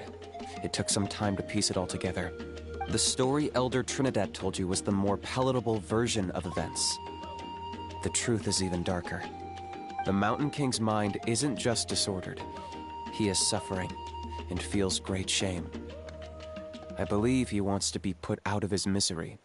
What? Then what should we do? Should we grant him his wish? Of course not. We should help him move to a new home. It's the only practical solution. The Mountain King is a hero to my tribe. An object of worship, even. Ending his life would be like desecrating a statue. Still, he's been the cause of multiple disasters, and we can't afford to have any more. Ugh. Practical solutions hurt Paimon's brain. Can we follow our hearts next time? Then let's break for the day. I've already found a suitable venue for tomorrow.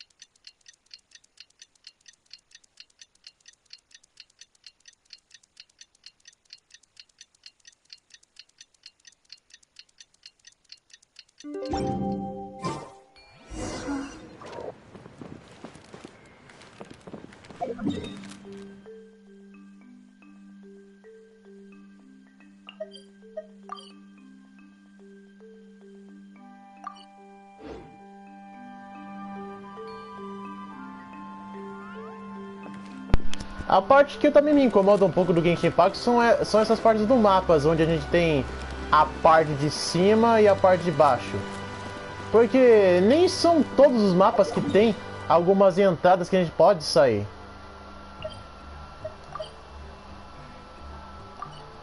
Bom, a não ser aqui mesmo. Desde que a região de Natal foi lançada, não vejo mais quase ninguém falando tanta besteira do Genshin Impact.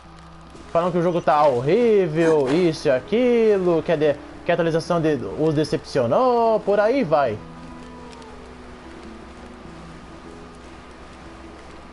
Tem até pessoas que ficam até irritadas na parte da região de Fontaine, onde a gente mergulha embaixo d'água, que mostra aquelas partes borradas por baixo dos personagens. Até dos personagens masculinos também. Na minha opinião, até que foi uma decisão certa a Royalverse ter botado essa parte borrada por baixo das roupas dos personagens. Até porque já não basta as pessoas ter lá da Ásia ter uma mente muito doentia sobre o Genshin Impact, de querer achar que as personagens do jogo são as suas namoradinhas. Nossa, cara, são personagens fictícias. E os caras têm uma mente dessas de levar a ponto de levar os personagens para uma vida pessoal. Aí que não cola não. Mas não cola mesmo. Cara, não tem nada de errado você gostar do personagem, mas você levar para uma vida pessoal amorosa, isso não. Isso não. Aí você tá sendo uma pessoa que tá fora da realidade.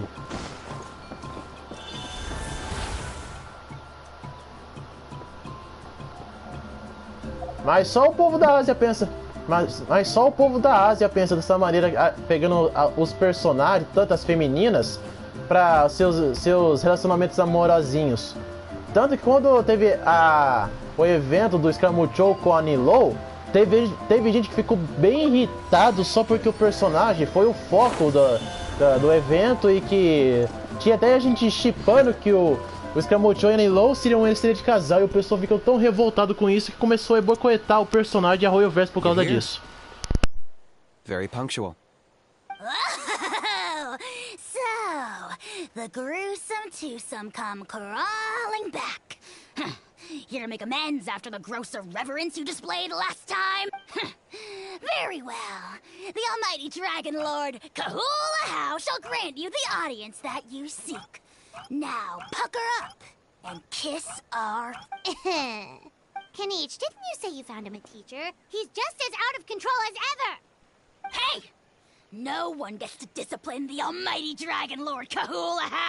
No one! Maybe because I've never had a gentle-natured companion like Paimon to compare against.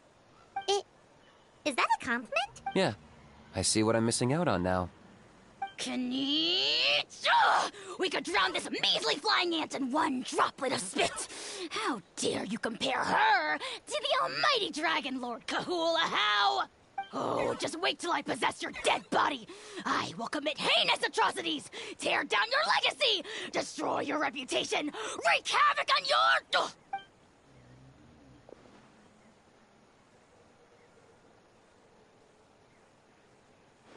Traveler, Paimon, let's get down to business. Once we've opened the beastly rift, you're welcome to toss a How in there for a couple of days. With pleasure. You don't need to ask twice. I got my hands on this device in a trade. It's meant as bait, but it'll also stabilize the abyssal energy. The Rift Hounds will tear through space to get to this. Once they're here, we take them out and claim the rift for ourselves. You'll find out soon enough. First, let's try this out.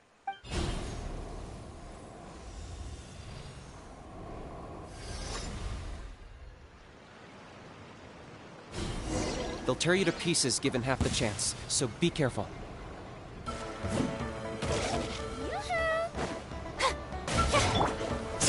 I got him cornered!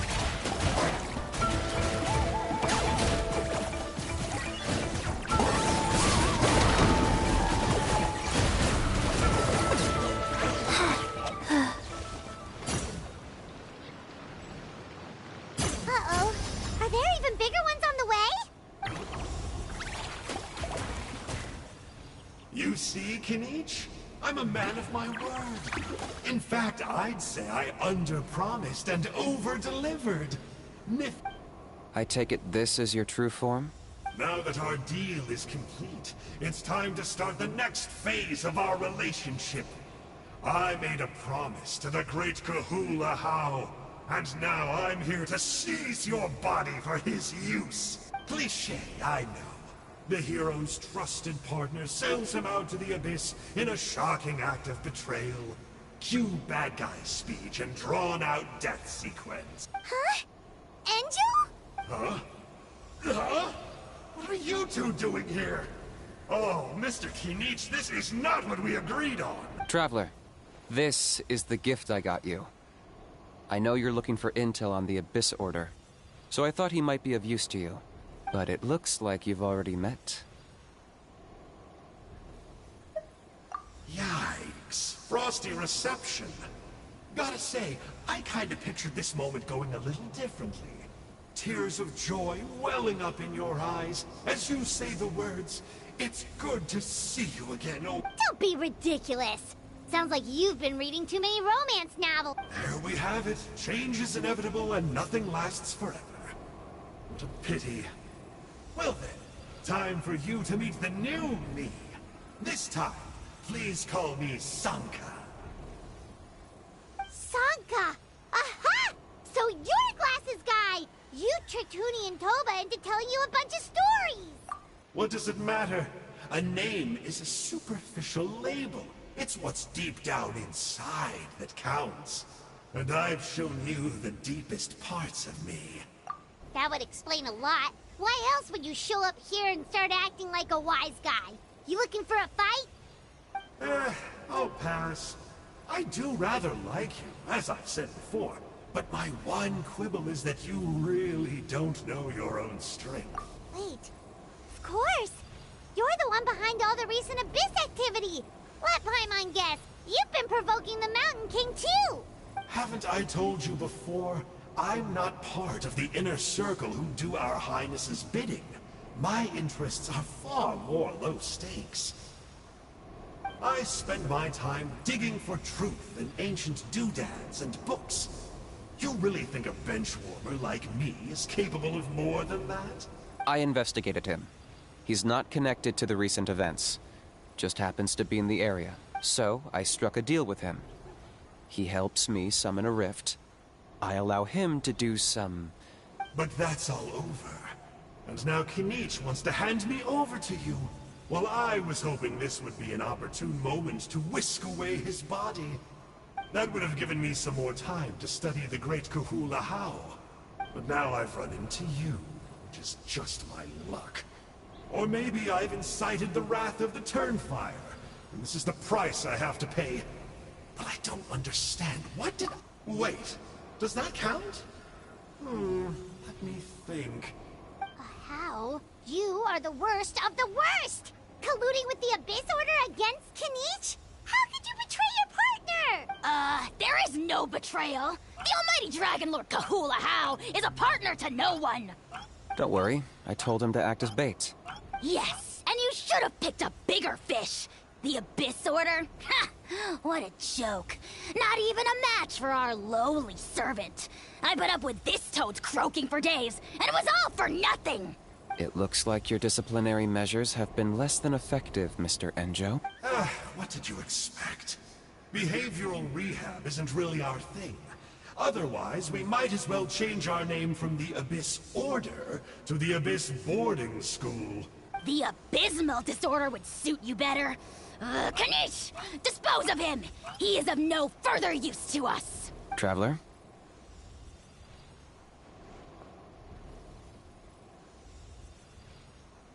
Hey now, I may be a lowly clerk, but don't underestimate me. I could never beat you in a straight-up fight, but when it comes to running away, I won't lose to anyone. Do me a favor, and remember how fast I disappear. Maybe then you'll show me a little respect next time. Darn! He got away again! Couldn't you have stopped him? It's alright. He's not worth our time and energy. Besides, it seems like he's in debt to a lot of people. I'm sure they'll keep him busy. If you say so. Still, Paimon's kinda surprised that you actually struck a deal with someone from the Abyss Order. To borrow that guy's words, names are superficial labels. Whether you call it the Abyss Order or anything else, it's a broad generalization at best. Think of it like apples that have fallen from a tree. If you tasted each one, you'd find that they're all at different stages of ripening. Even the unripe fruit blown off its branch before it's fully grown can still be brewed into a fine wine. Everything has its use. Huh. Well, in that specific sense, maybe Enjo's not such a bad apple. Not rotten to the core, at least. Of course!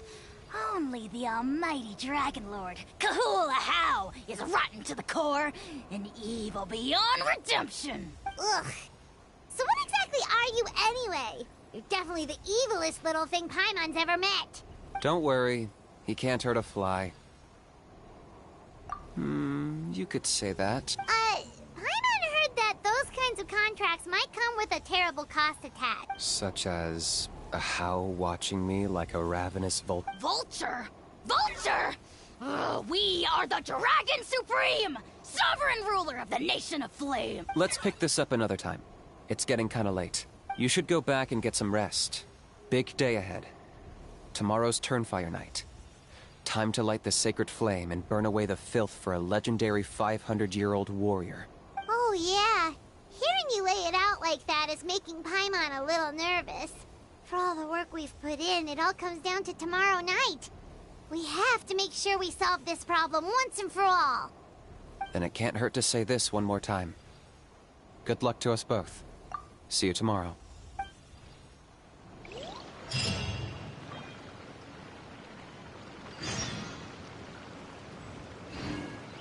Eu não sei vocês, mas a Alumínio falou que já tinha encontrado aquele NPC de antes. Olha, é bem difícil se lembrar daquele... É bem difícil se lembrar daquele inimigo lá. E por que é bem difícil? É porque o Genshin Impact é um dos jogos que tem uma recheação de muitas histórias. A lista de histórias que esse jogo tem é muito grande. Tão grande que a gente até esquece de alguns personagens, NPCs que apareceram na nossa jornada do jogo inteiro, que a gente nem se lembra mais deles. Simples assim. Quando o Genshin Impact terminar toda a sua história de Teyvat, não sabemos qual vai ser a próxima parada da história do game. Se a gente vai continuar com o viajante, ou se a gente vai ter um novo protagonista. Porque foi assim que a Royal Verse fez com o Honkai Impact Third. eles encerraram a história principal da Kiana Kaslana e a Raiden Meia e a Bronha no Honkai Impact Third depois de quase 7 anos.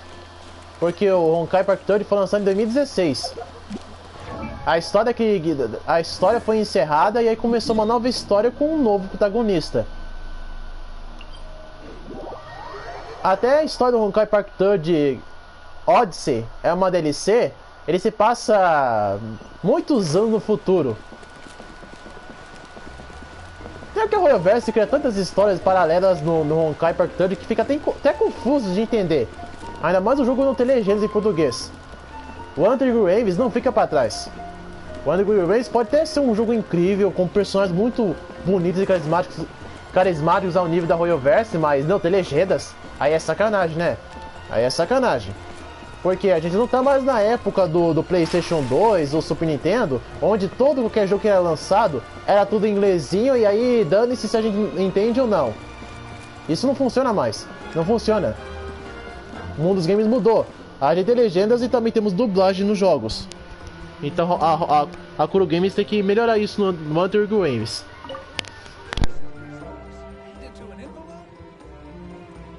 Ah, at long last, you're back. I hear you've done much for our people these last few days. Everyone has nothing but praise for you. Many young people have heard the rumors too. They're all eager to meet our new flame bearer. Well, they won't have to wait for long. We really hope we can resolve the Mountain King situation quickly and smoothly. Seems like a lot of people have been worrying about it, huh? Well, it's nearly time. So, if you're ready, then follow me to the ceremony.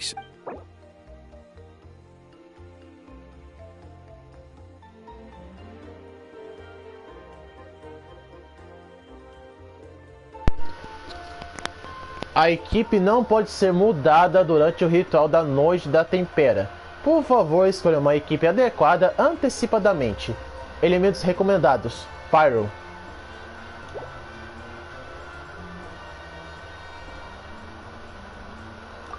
Puta! Vou aqui escolher um personagem, aí e ver o que acontece.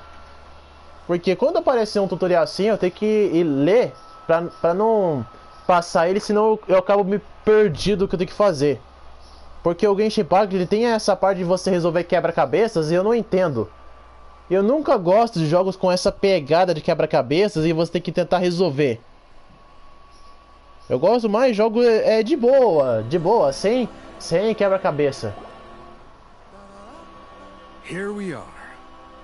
Our honored guests I have heard much. Don't worry about it. Oh, if it means getting A resolution will... no one would disagree. Look around you. The ceremony was... That may be so. Good evening, Kanich! Not a moment too soon.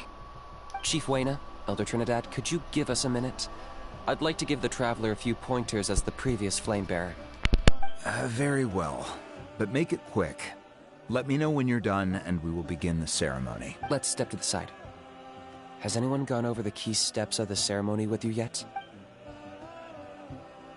Yeah, Elder Trinidad did, but, Paimon seems to have forgotten them. What a surprise! The flying ant has an ant-sized brain. If you don't want your tongue to be burned off by the sacred flame tonight, I suggest you stay quiet. See those sacred flame pillars? Once you've lit the fire, go light each one up in turn. Once that's done, head down into the cave where the Mountain King slumbers, light the braziers along the way, then bring the flame to the final altar. That sounds simple enough. The process isn't complicated, but remember, you mustn't turn back at any point. If you miss a pillar, you can't light the next one, then come back to it. You have to keep moving forward, or it's seen as disrespecting our ancestors. If that happens, you won't receive the blessing of the Turnfire, and you'll have to start over. I made you a diagram that summarizes the steps. Take a look.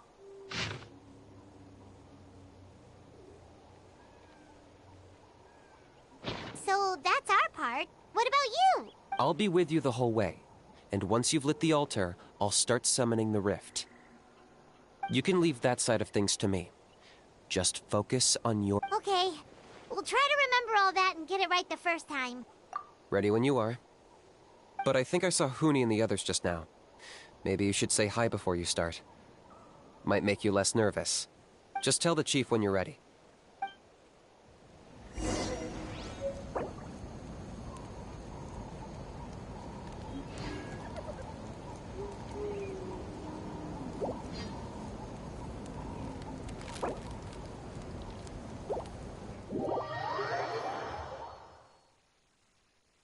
Eu vou sair e escolher um personagem pardo, porque eu pensei que antes da gente entrar nesse lugar, a gente estaria na parte ajuste a equipe, mas não foi que aconteceu.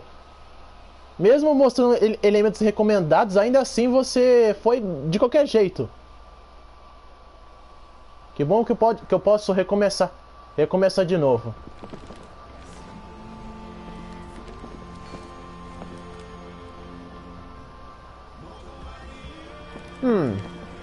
Vocês veem que agora há pouco teve uma quedinha de visual aqui no chão, mas que bom que não é nada grave, ele não fica por muito tempo.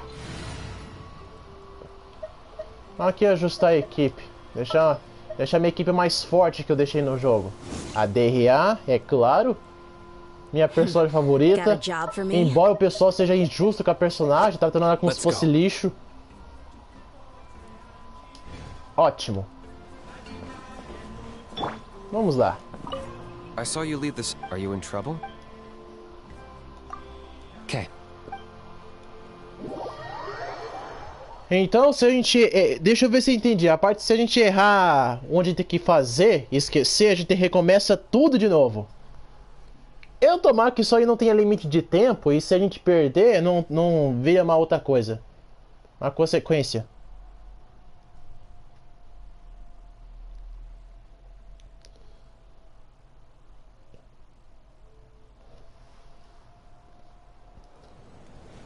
Ah, então é um pouquinho de quedinha de visual.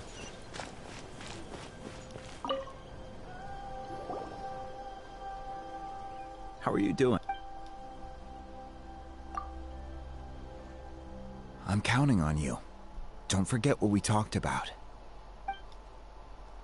By past fuel and present flame, life marches ever on. Bom, eu vou ficar quietinho e deixando vocês acompanhar. My brothers and sisters, the time has come to light the fire once again, and let the Turnfire night shine bright in Hoytzitlan.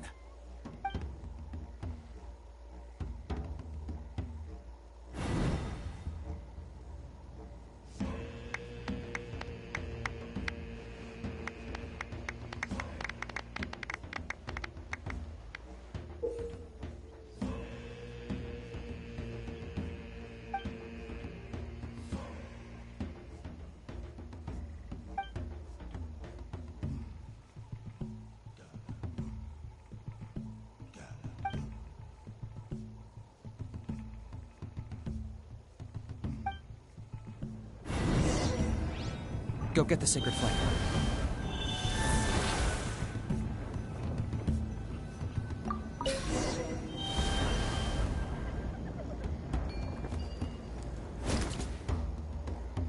Nicely done. Off to a good start.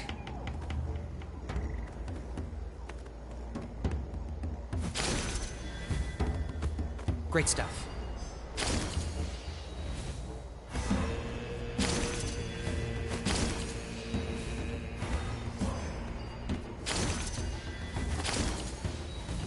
You're over halfway. Keep it up.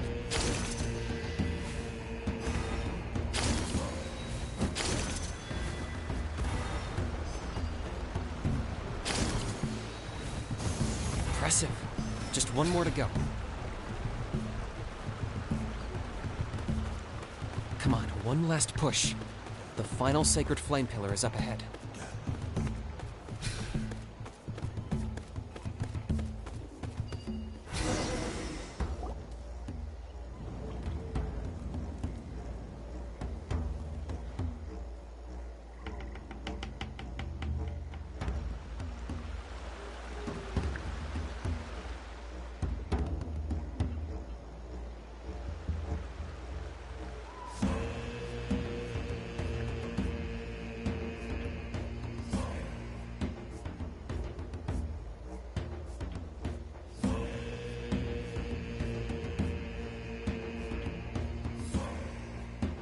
Great. All the pillars are alight. Next, it's down into the canyon and head for the Mountain King's cave.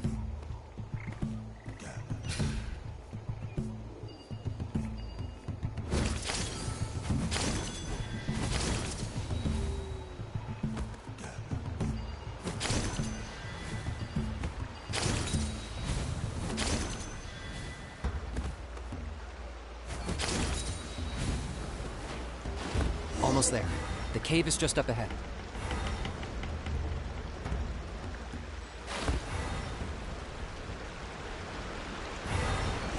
The Abyss presence is growing strong.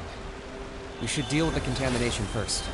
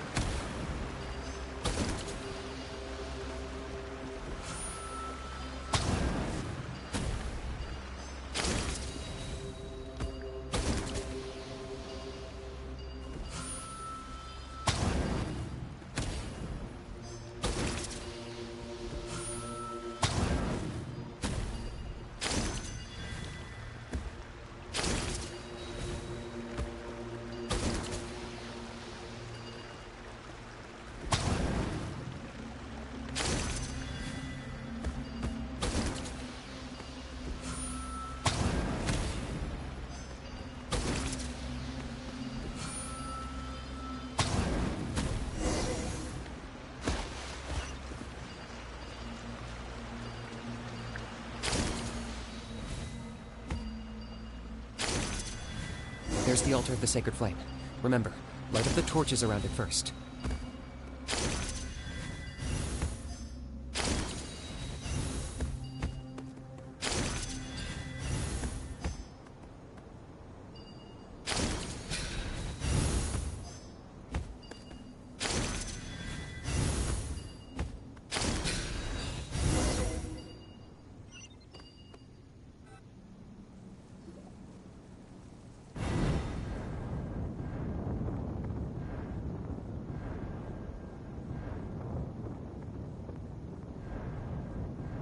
Woohoo! We've lit up the final altar!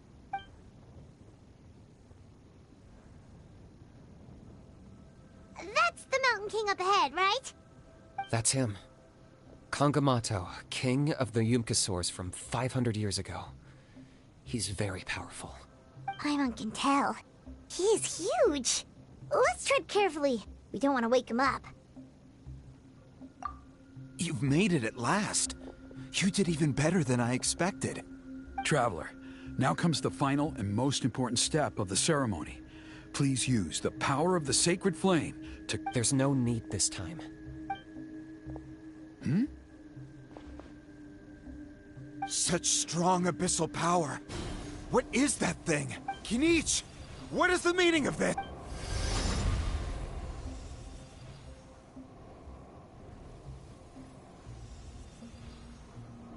Is that a beastly rift? Chief Huayna, Elder Trinidad, this is about to get a little dangerous. You should step back. What do you think you're doing? Solving the Mountain King issue. You mean by having him torn to pieces by rift hounds?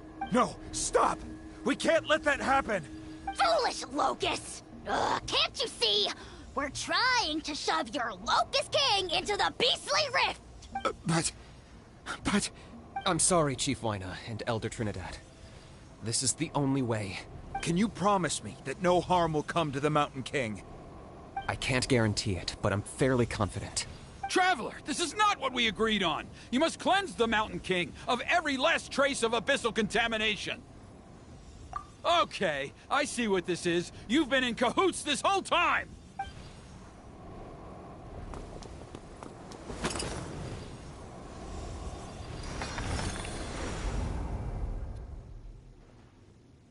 Ugh, you imbecile! What have you done? Oh no! The device is destroyed! You forced my hand. I had no choice. Elder Trinidad!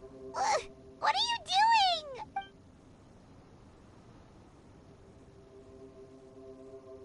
No! The Mountain King is waking up! He will cause even more casualties! Everyone, out!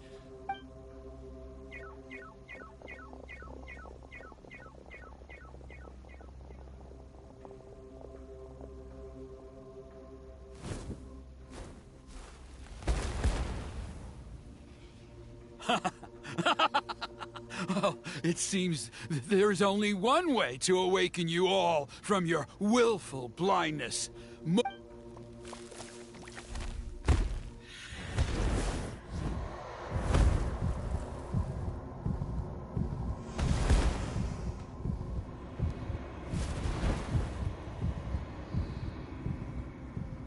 Take me, oh Mountain King! Take me as your next sacrifice!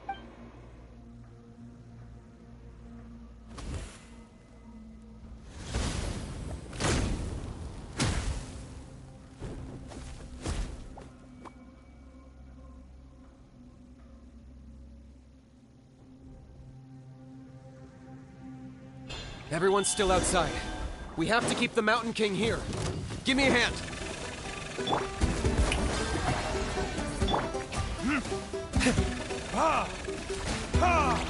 Burn!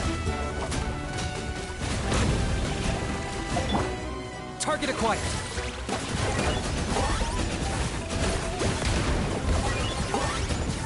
Watch out for the fruits he's spitting out. We can use those against him. Yeah, that's it! Let's get it on! You asked for it.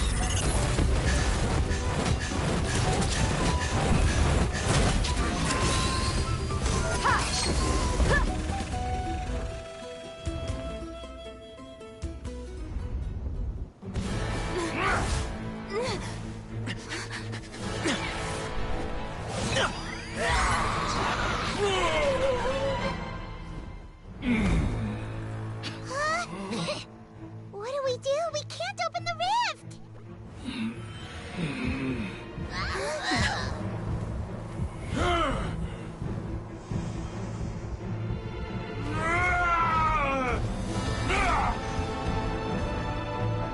Kill me! Put an end to Hoytzenland's shame!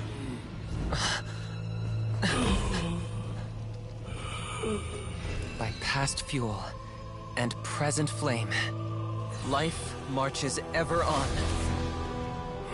Oh, Burkina, I must atone.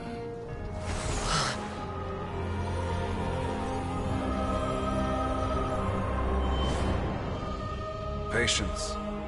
We will answer to the fire for all our deeds. Even if one day I fall behind, never look back. Keep moving forward, as we are now.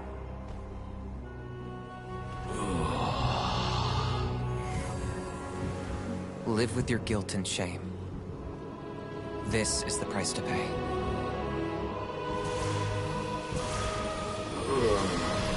Heir to the Turnfire, please use my ruined vessel to train the heroes of the future.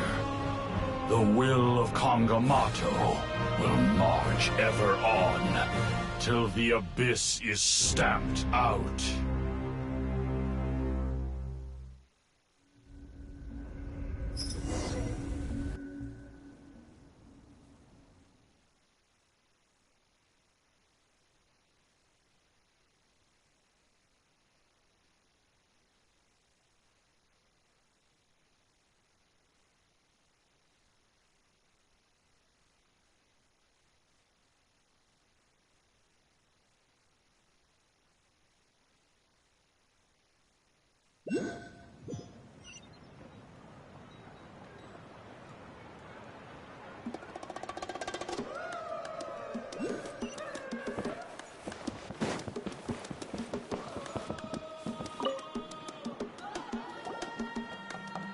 Traveler, you've come at just the right time.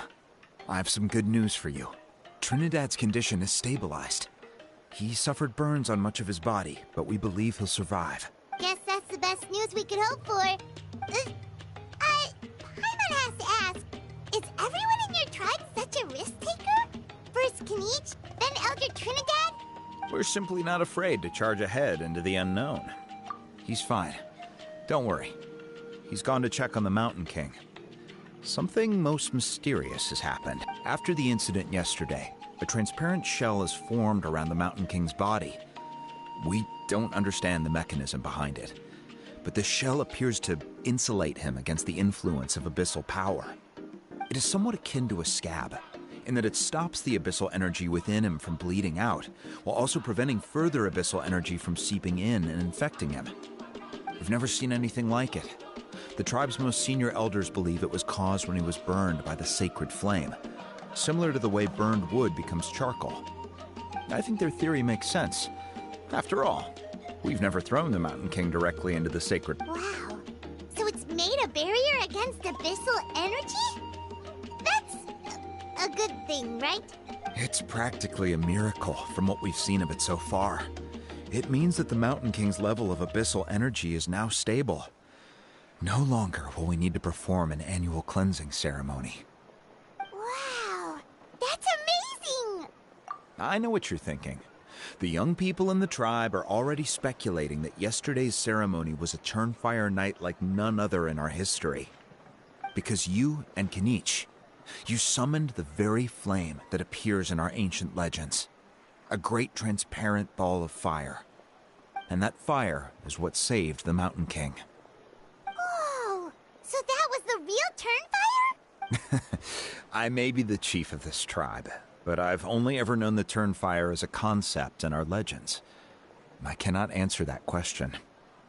If anyone can answer it, I suspect it would be the bearer of the Malipo name. He is in the Mountain King's cave as we speak. Ah, so Kinich then. Why don't we go see how he's doing?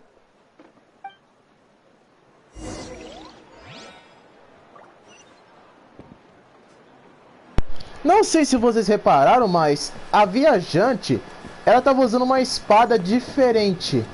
Que finalmente isso aconteceu. Finalmente o viajante está usando uma espada diferente. E por que isso é uma coisa muito boa? Bom, é porque o viajante, alumínio ou aérea, se você escolher, elas, tanto ele ou ela, sempre estava usando essa espada medíocre aqui no jogo, ao longo da jornada inteira do Genshin Impact. Tanto que algumas pessoas até se perguntaram, como que essa espada não quebrou até agora? É isso que também queria me perguntar. Na minha opinião, essa aqui foi a pior espada pro viajante, mas eles finalmente mudaram a espada do viajante. Eu não ligava muito pra isso, mas depois que teve algumas pessoas falando sobre a respeito do viajante, de não ter tanto destaque, comecei a perceber isso ao longo da minha jornada inteira do jogo. Era uma espada do elemento gel que tava usando. Foi uma coisa muito boa. Finalmente o viajante estava usando uma espada bem diferente e bem melhor do que aquela lâmina sem fio.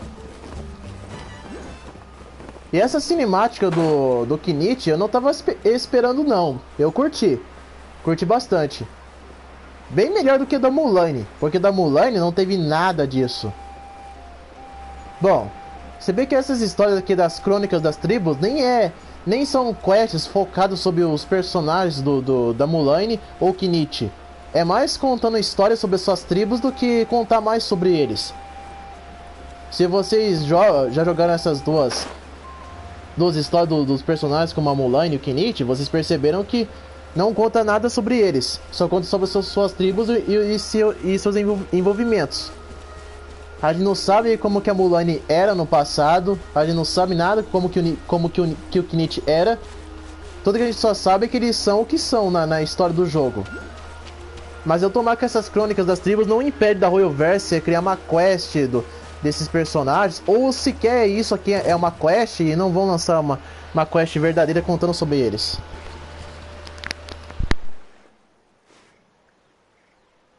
Hey yourselves. You two doing okay after yesterday? We were gonna ask you the same question. You scared Paimon half to death when you rushed into the fire. Sorry, I couldn't just stand and watch the Mountain King get burned alive. So you thought you'd try and extinguish the sacred flame with Dendro? Or is that an attempt to make the almighty Dragon Lord Kahulahau die of... The sacred flame only possesses a fraction of the Pyro Archon's power. It's not as if I was fighting the Pyro Archon herself. Kinich, when you went into the flames, were you intending... Intending to what? To, do the same thing as Burkina. Sacrifice myself? Of course not. My focus was on keeping the Mountain King alive, not on what it would cost. But now I'm curious.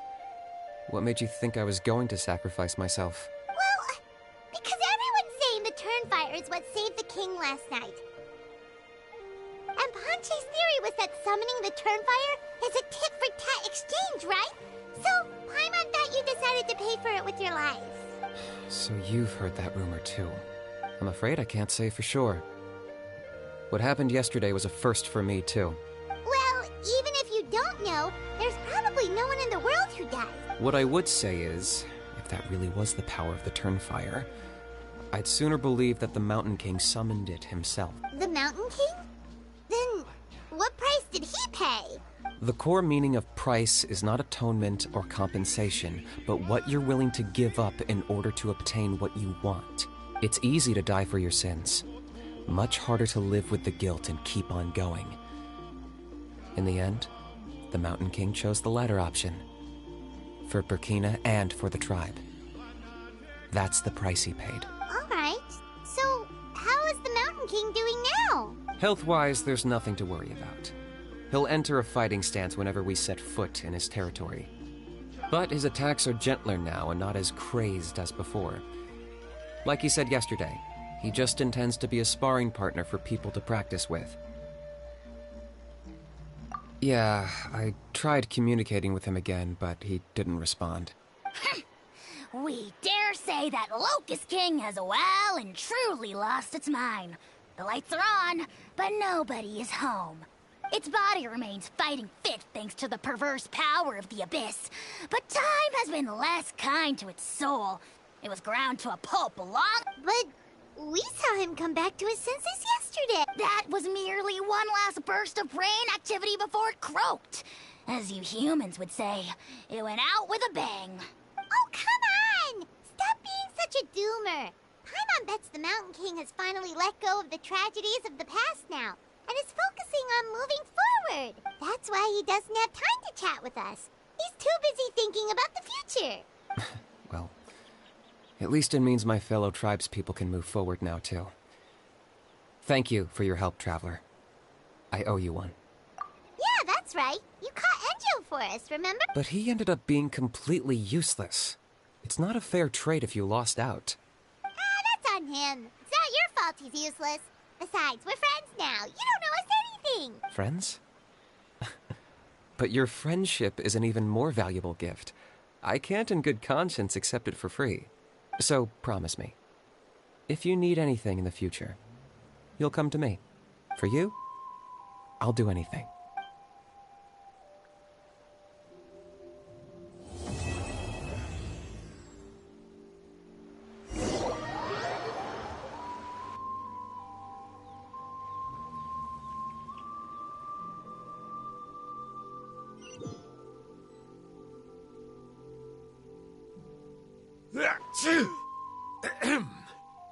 So, in the end, only poor little Huni got this. Yeah, everyone's happy except me. First Nana, then my dad. Why does everyone in my family have to suffer? Huni, it'll be okay. Your dad will get better soon. Toba, you're my friend, so I shouldn't say this to your face. But it was all the Mountain King's fault. Huh? Now hold your horses, kiddo. If you promise not to fight, Uncle Sanka will tell you a story. Okay, before you roll your eyes out of your skull, I promise you can trust me. I almost got my eyebrows burned off by the Turnfire after last time. That's why I came back, to make it up to you. All right, I'll just get to the point. Do you know what Uncle Sanka loves the most about your... What? Your extreme sports. Huh? On my first day here, I got hit by someone falling out of the sky. I believe you call it bungee jumping? It's a dangerous sport, to be sure, but the courage it took to make the jump impressed the heck out of me. So, I introduced myself to the jumper, we made friends, and... Oh, such a nice friend. Of course. Anyway, the good times didn't last, because I got captured by a powerful foe, so we had to part ways for a... In the hands of the enemy, I was scorned, scolded, and nearly given away as a gift. Oh, it was so humiliating. Why does Uncle Sanka always have to suffer, I thought. So I feel your pain, Huni. I was in the same position. But in the end, I made it through, and I left all of those painful memories in the past. I even managed to reunite with my friend. Is that it? The moral of the story is to look forward in life, right? Yeah, we've heard that one millions of times. Sorry, Uncle Sanka, but you're not cut out to be a teacher. Very smart, Huni, but not quite smart enough. What I'm trying to tell you is that after I reunited with my friend, I found her injuries were all healed, but she really missed her family. She's right behind you. Turn around and see. Another trick about not turning back? I'm not falling for that one again. Huh?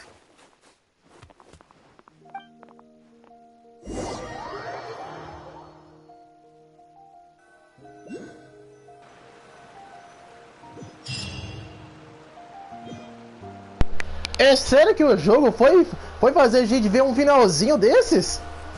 Ver um finalzinho tão legal do Kenichi? É isso que manda pro Shanka? Ah, eles nem sabem que o Shanka é aquele cara do abismo. Bom, a melhor coisa dessas partes das crônicas das tribos é que pelo menos a gente recebe recompensa de 60 gemas e alguns recursos. Já na quest dos personagens a gente só recebe gemas. Mas foi muito legal essas crônicas da história do Kenichi. Mas tomara que seja uma história canônica. Mas deve ser canônica sim, porque se os personagens fossem tudo mudo, não tivesse voz, aí sim que eu consideraria que essa história aí não é canônica. Se vocês encontram algumas histórias secundárias do Genshin Impact e os personagens não falam nada, são tudo mudo, nem a Paimon que fala pra caramba, não diz nenhuma frase nenhuma, então essas histórias aí não são canônicas e nem são mencionadas na história principal. Mas foi muito legal, curti. Mas eu tomara que quando a Royalverse trouxer de volta o banner da Mulane, do Kenichi e também da Shaska, porque ao olhar um pouco sobre essa parte aqui da missão das crônicas das tribos, né, que esses filhos dos ecos, dá pra ver que vai ser a história da Shaska ou vai ser da Kashina. Mas duvido que vai ser da Kashina, porque a Kashina é uma personagem de 4 estrelas, não de 5 estrelas, então a Shaska vai ser uma personagem de 5 estrelas ou vai ser de outra personagem. Mas eu tô bem curioso, foi muito legal. Pena que eu não fiz da Mulane, porque eu pensei que a da Mulane fosse só uma história não canônica e só pra matar o tempo. Mas eu tomara que a Royalverse faz uma quest desses dois personagens pra gente saber mais sobre eles e não deixar essas partes de quest de crônicas só pra seus tribinhos e a gente não saber quase nada sobre eles e a gente fica só por isso só. Bom galera, essa foi a minha live, espero que vocês tenham gostado e se inscreve no canal, ative o sininho para receber os próximos vídeos e dê seu like e fica por dentro do crescimento dos jogos. E bora galera, fui!